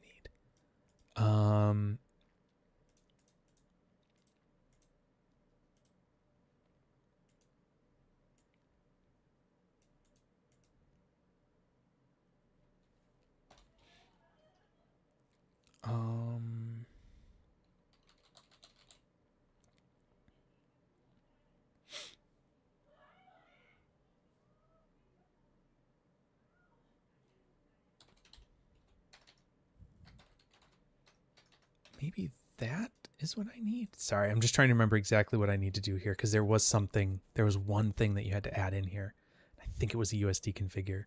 If I can't figure this out, I know it's super ridiculously simple and I'm just blanking on it at the moment.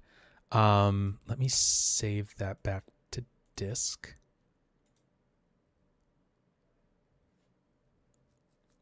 I actually have it on my other computer, the file. It's stupid. I should have had it over here just in case I forgot. But I think that might actually be what it is. So what is that? It's geometry /flip sim. I think that'll maybe do it. Maybe. There we go. Yes. We did it. I did it. We did it. I don't know. Somebody did it. Anyways, the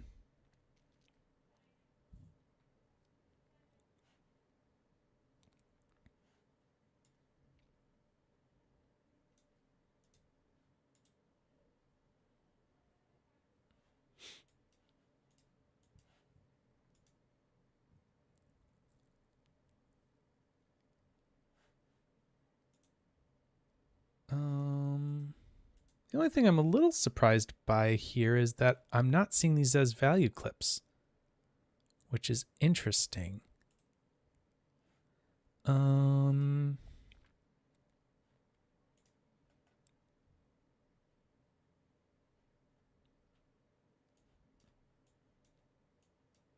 Let's see. Let's see here real quick. Nope, that's the wrong thing.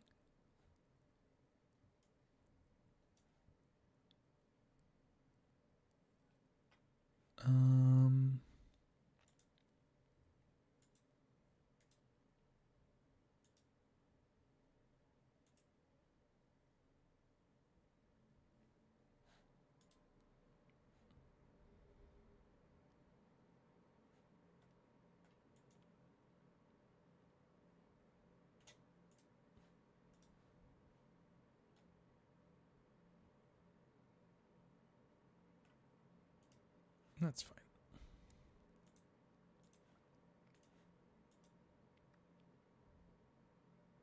Oh, I'll do that.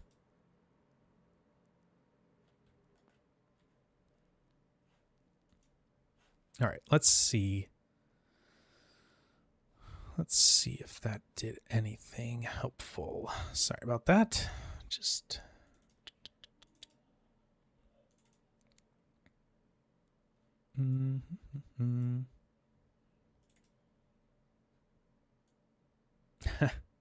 Saved out a bunch of things there. What is this? USD ROP 2 here. Oh, yeah, I need to do this as a USDA. So I can actually look at it. Let's see.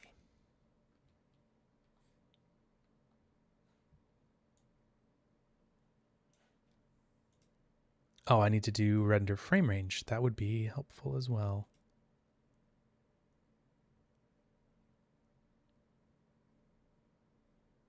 Yep, that did it. Okay, so I'll show you this. This is maybe a little confusing, but hopefully this will make some sense. So what this is doing now, let me see if I can, let's see, I'm just going to do view, undo the word wrap. So this is our whole USD file right now. And hopefully this will make some sense. But what it's more or less doing now is it's taking that entire BGO file and it's referencing each of these files now. So this is all it's writing to disk in this USD file. Now this is the ASCII version of it. But what we're seeing now is basically just it's basically saying, here's all the files and here's the frames at which you should play them back. And that's it.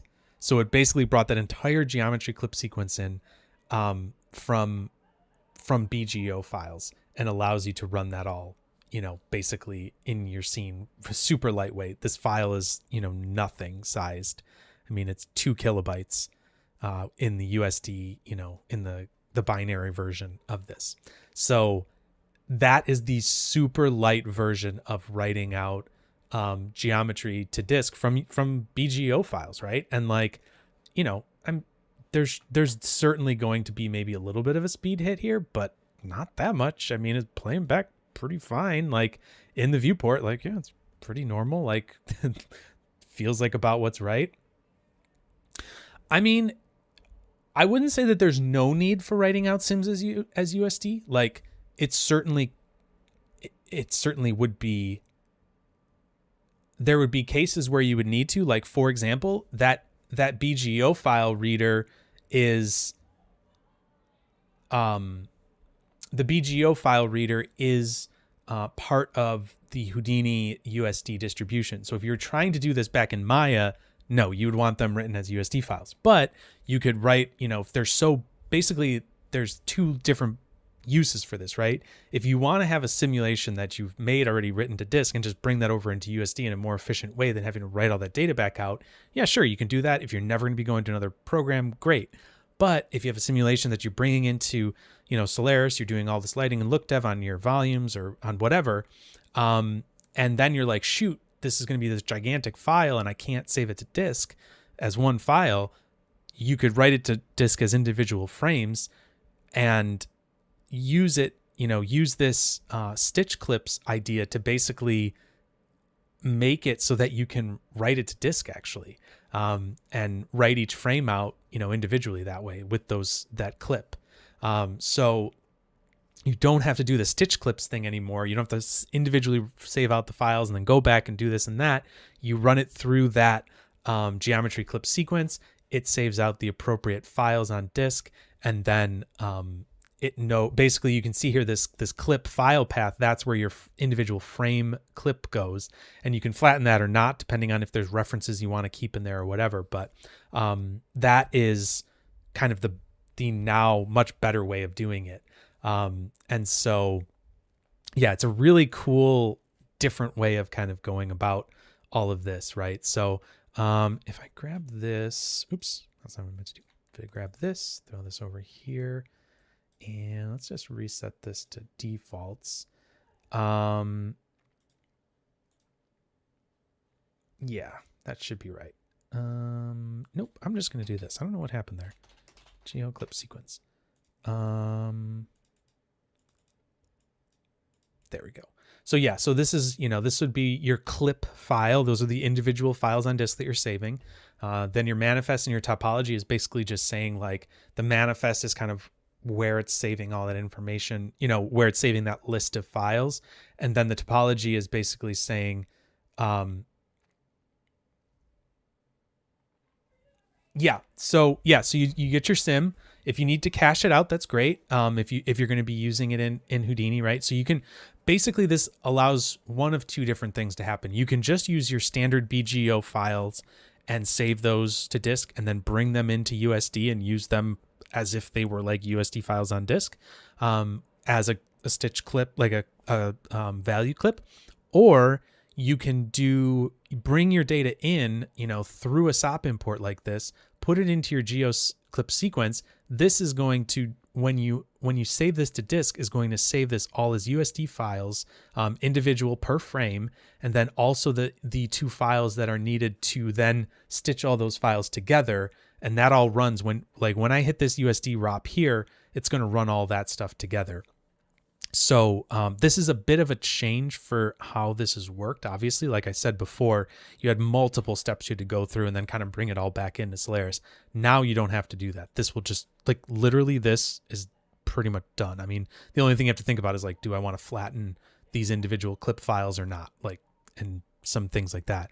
And in fact, if you have deforming geometry, I think with that, you can get more efficiencies where it'll only save, if you have a mesh that's deforming or something like that, like a character or something, you can get even more efficiencies when attributes aren't changing every frame, right? So you're even getting more efficiencies there. So it's actually saving your topology file, your actual mesh file, what's changing in the topology, and then it knows, okay, I only have to update these attributes. Zach, so your question was, yes, if you were doing, do you need to save the BGO files and USDA files? Yes, if you're going with this type of thing where you're bringing it in from a file on disk, yeah, you would need those to be able to go along with your render. But if you're passing that along to somewhere else, to a different program, you could run into some problems, because Houdini really has the file plugin to be able to bring BGO files into USD. That's kind of like a plugin that's added in. So if you are going to Maya or going to Omniverse or going to Unreal or something with USD files, Katana, I don't know, whatever, you would run into some issues there, I believe, if you were trying to load those in. So in that case, if you are trying to bring them over into another software, doing this is actually smarter, because this can actually serve as multiple steps, right? This is going to be saving out your actual individual file cache here that you could have for that simulation. Now, you probably have a file cache already, and that kind of does stink that you have to kind of maybe save it twice. But it definitely makes things a lot better when you're dealing with really large simulations. Because sometimes you just can't save those all as one file. So yeah, hopefully this makes sense. It is a little, there's always these multiple decisions that you have to make with USD, and I think that is the thing that makes it the hardest. But hopefully just seeing this in action gives some clarity to it, and hopefully I did a good job of explaining it. It definitely is, it can be a bit confusing. I'm just going to make some setups here just so we can see this here, just so if you want to look at this file later, it'll make more sense. All right, so this is going to be BGO from disk there, and these are going to be, this is if you need per frame USD files.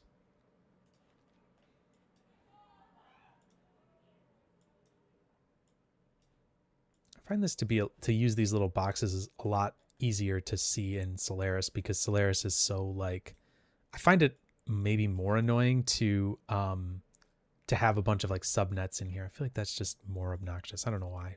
Maybe it's not, but anyways, this is RBD procedural, and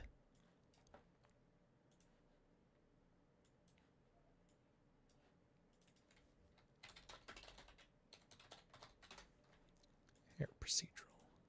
Cool. Another question, Zach. I think I see. So if you were to save your USD ROP out to disk, you get one large USD file that contains all the frames. Sort of. Okay, sorry. Let me kind of step back here just one more time and see if I can explain this better. So we've made a simulation, right? We have a simulation that we like. Now, whether or not that's cached out to disk is kind of up to the workflow that's happening, right? A lot of times you're going to cache those to disk just because that's what you do. That's just the smart way of doing it. So if you're going to be staying within the within the Houdini ecosystem and not be transferring files all over the place, and you're just going to render through something in Solaris, you can just bring them in using this geoclip sequence set to load from a file path, right? In this case, we have a BGO file that we're loading from here. All is good, all is happy. And whether we're rendering or saving out another file to disk, whatever that might look like, this is going to basically just reference these BGO files from disk in that final USD file, which we had somewhere here. That's what I was showing here with yep, thank you. What the heck? With this here in this view. Can we word wrap here? Hello. Thank you. So this is what we're talking about here. We can see each of these files are coming in on disk. So there's frame 1, so on and so forth, all the frames. So it just basically pulls those frames in when it is required, but it knows about all the frames it's going to possibly need to bring in, so it's not having to rebuild the scene graph. So that's, if you have files on disk, you're staying in Houdini, you don't want to do any of that stuff. There's probably other things that could cause issues there, but I think it should be fine for the most part because now it's kind of in the USD world. We've brought it into USD. Now, if you do know that you're going to be going to a different program and you need to have these files saved out as USD files, well, you need to do that anyways, right? You can't have them as BGO files, which is unfortunate, but is whatever. It is what it is. Maybe you did your caching in SOPs as USD files, which is perfectly legit. You could do that. So that might be something you're doing. Or if you just want to bring that in through a SOP import, you can do this right here.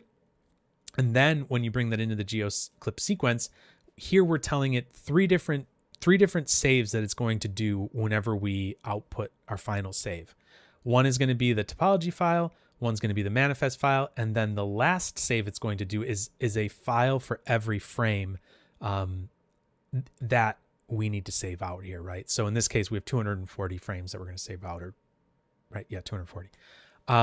So in this case, we're going to be saving out 240 of these clip file path, these clips. So clip F4, you could obviously name this whatever you want, but those are the individual files, each frame of this animation.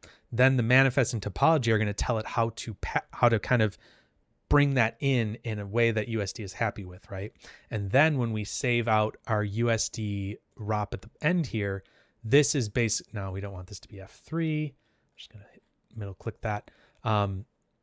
This is basically going to not flush date every frame. So this is basically going to save out one file that's going to bring all of that together, and it's going to basically hold all of that data within it.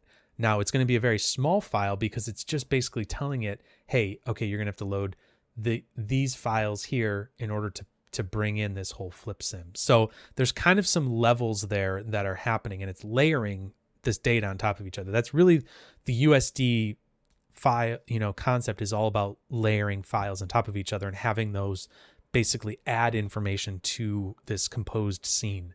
It was originally going to be called a layered scene description, but that has a really poor acronym, and they didn't want to call it LSD. As far as I understand, that was probably some of their thinking. So USD is what we got for the name, and here we are. Technically open USD now today. But yeah, okay, hopefully that made sense, Zach. I know, we kind of ran into a bunch of different there's always this decision matrix kind of thing that happens in USD, and it can get a little messy better than USD. Yeah, I think it is too, man. I mean, I think it should have been like a layered scene description or whatever they were thinking. I know there was another name that was like something else, and it was like, oh, we can't do that. But anyways, So there are a couple examples. I will be uploading this tonight, and you can take a look at that and see kind of what's going on there. Hopefully this is all interesting on some level. I know it was a bit more conceptual than practical, not practical, but like it's a very conceptual conversation tonight. So hopefully this was helpful for you. Hopefully I didn't lose you too far along the way. I know we were talking about some things that were a bit kind of up there, but I think there's some really exciting things to be discovered in these different workflows and things like that. So particularly I was really excited about that value clip thing, because that was such a pain to have to explain to people the old way of doing it. And that's in that course. So I'm going to have to go back and kind of add an addendum to that, because it's still a valid workflow. You could do it if you wanted to, but basically say, hey, this is now much better and things have been cleaned up quite a bit. And I think going forward in Solaris and in USD, those value clip type workflows that you're seeing here, where it's like, we used to have to do 10 steps and now you plug it into the second input of this node and it just does it. Like, those kind of improvements are the things that I think the developers really want to do more of when possible, because we don't want to dictate how everything should work in USD. That's not the point. But the more that we can make things a bit more transparent when needed and opaque when needed, I think the better, because some things it's nice to be able to see how everything works and understand and all that stuff. And other things are really daunting when you see and understand how everything works. Like that scene graph stuff is great, like to understand sort of what's going on there. But when you dive too far into it, your brain starts to just like short circuit, basically. Like, and at least sometimes, I mean, I think you can get there, but it's just this really deep stuff. So, or the compiled graph, the stuff we were talking about with the procedurals. So basically, I think the idea is we want to try to make some of these workflows smoother, right? We don't want to dumb it down, because that's not the point of USD. USD has a lot of functionality to it that makes it really powerful, but we want to make it a little bit more user-friendly, I guess, a little bit more controllable, where you don't have to feel like you're like just trying to wrestle this thing to the ground, where you're trying to figure out all this stuff. We want it to feel a little bit more, maybe logical. I don't know. But anyways, hopefully that's helpful. Hopefully was an interesting dive into some of these things. I personally was super excited by it when I first played around with it a couple of weeks ago, maybe now. I just hadn't gotten back into the USD side of things. I was doing some other things more recently. So, feathers and different things like that. There's a whole like reference, if anybody's interested, there's a whole reference video series that I put out on feathers like in like November or December or something. So maybe the beginning of December. Anyways, that's all on sideeffects.com too. So anyways, yeah, I think we're going to start wrapping up. It looks like everybody's kind of thanks, Chris. Sorry you're up too late. I'm guessing you're over somewhere in Europe or in the UK or something, but thanks for sticking around with it. I've made these as early as I practically can for myself. 6 p.m. is pretty early for me to get. Oh yeah, UK. Yep. Well, I appreciate it. I'm quite a night owl as well. So thanks everybody for joining. Thank you so much for all the questions and comments and things like that. Always interested in more topics and things like that. So if you guys have more feedback or anything like that, always happy to hear about that and hear, what you guys have as suggestions or ways to make things better, the stream, whatever. There's lots of things. I'm always open to feedback. So, so thank you guys all for joining tonight. I think what I'm doing is every other week I'm going to do a MOPS Monday. So next week it'll just be a Wednesday night stream. So be a little bit lighter for me next week. Just gives me a little more downtime every other week. So if you have suggestions about things you'd like to see done in the motion graphics, like kind of MOPS world, happy to hear about that as well. So, but that's going to be it for this evening. Thank you all for joining, and hope to see you next time. Thanks, everybody. Have a great night. See you next time.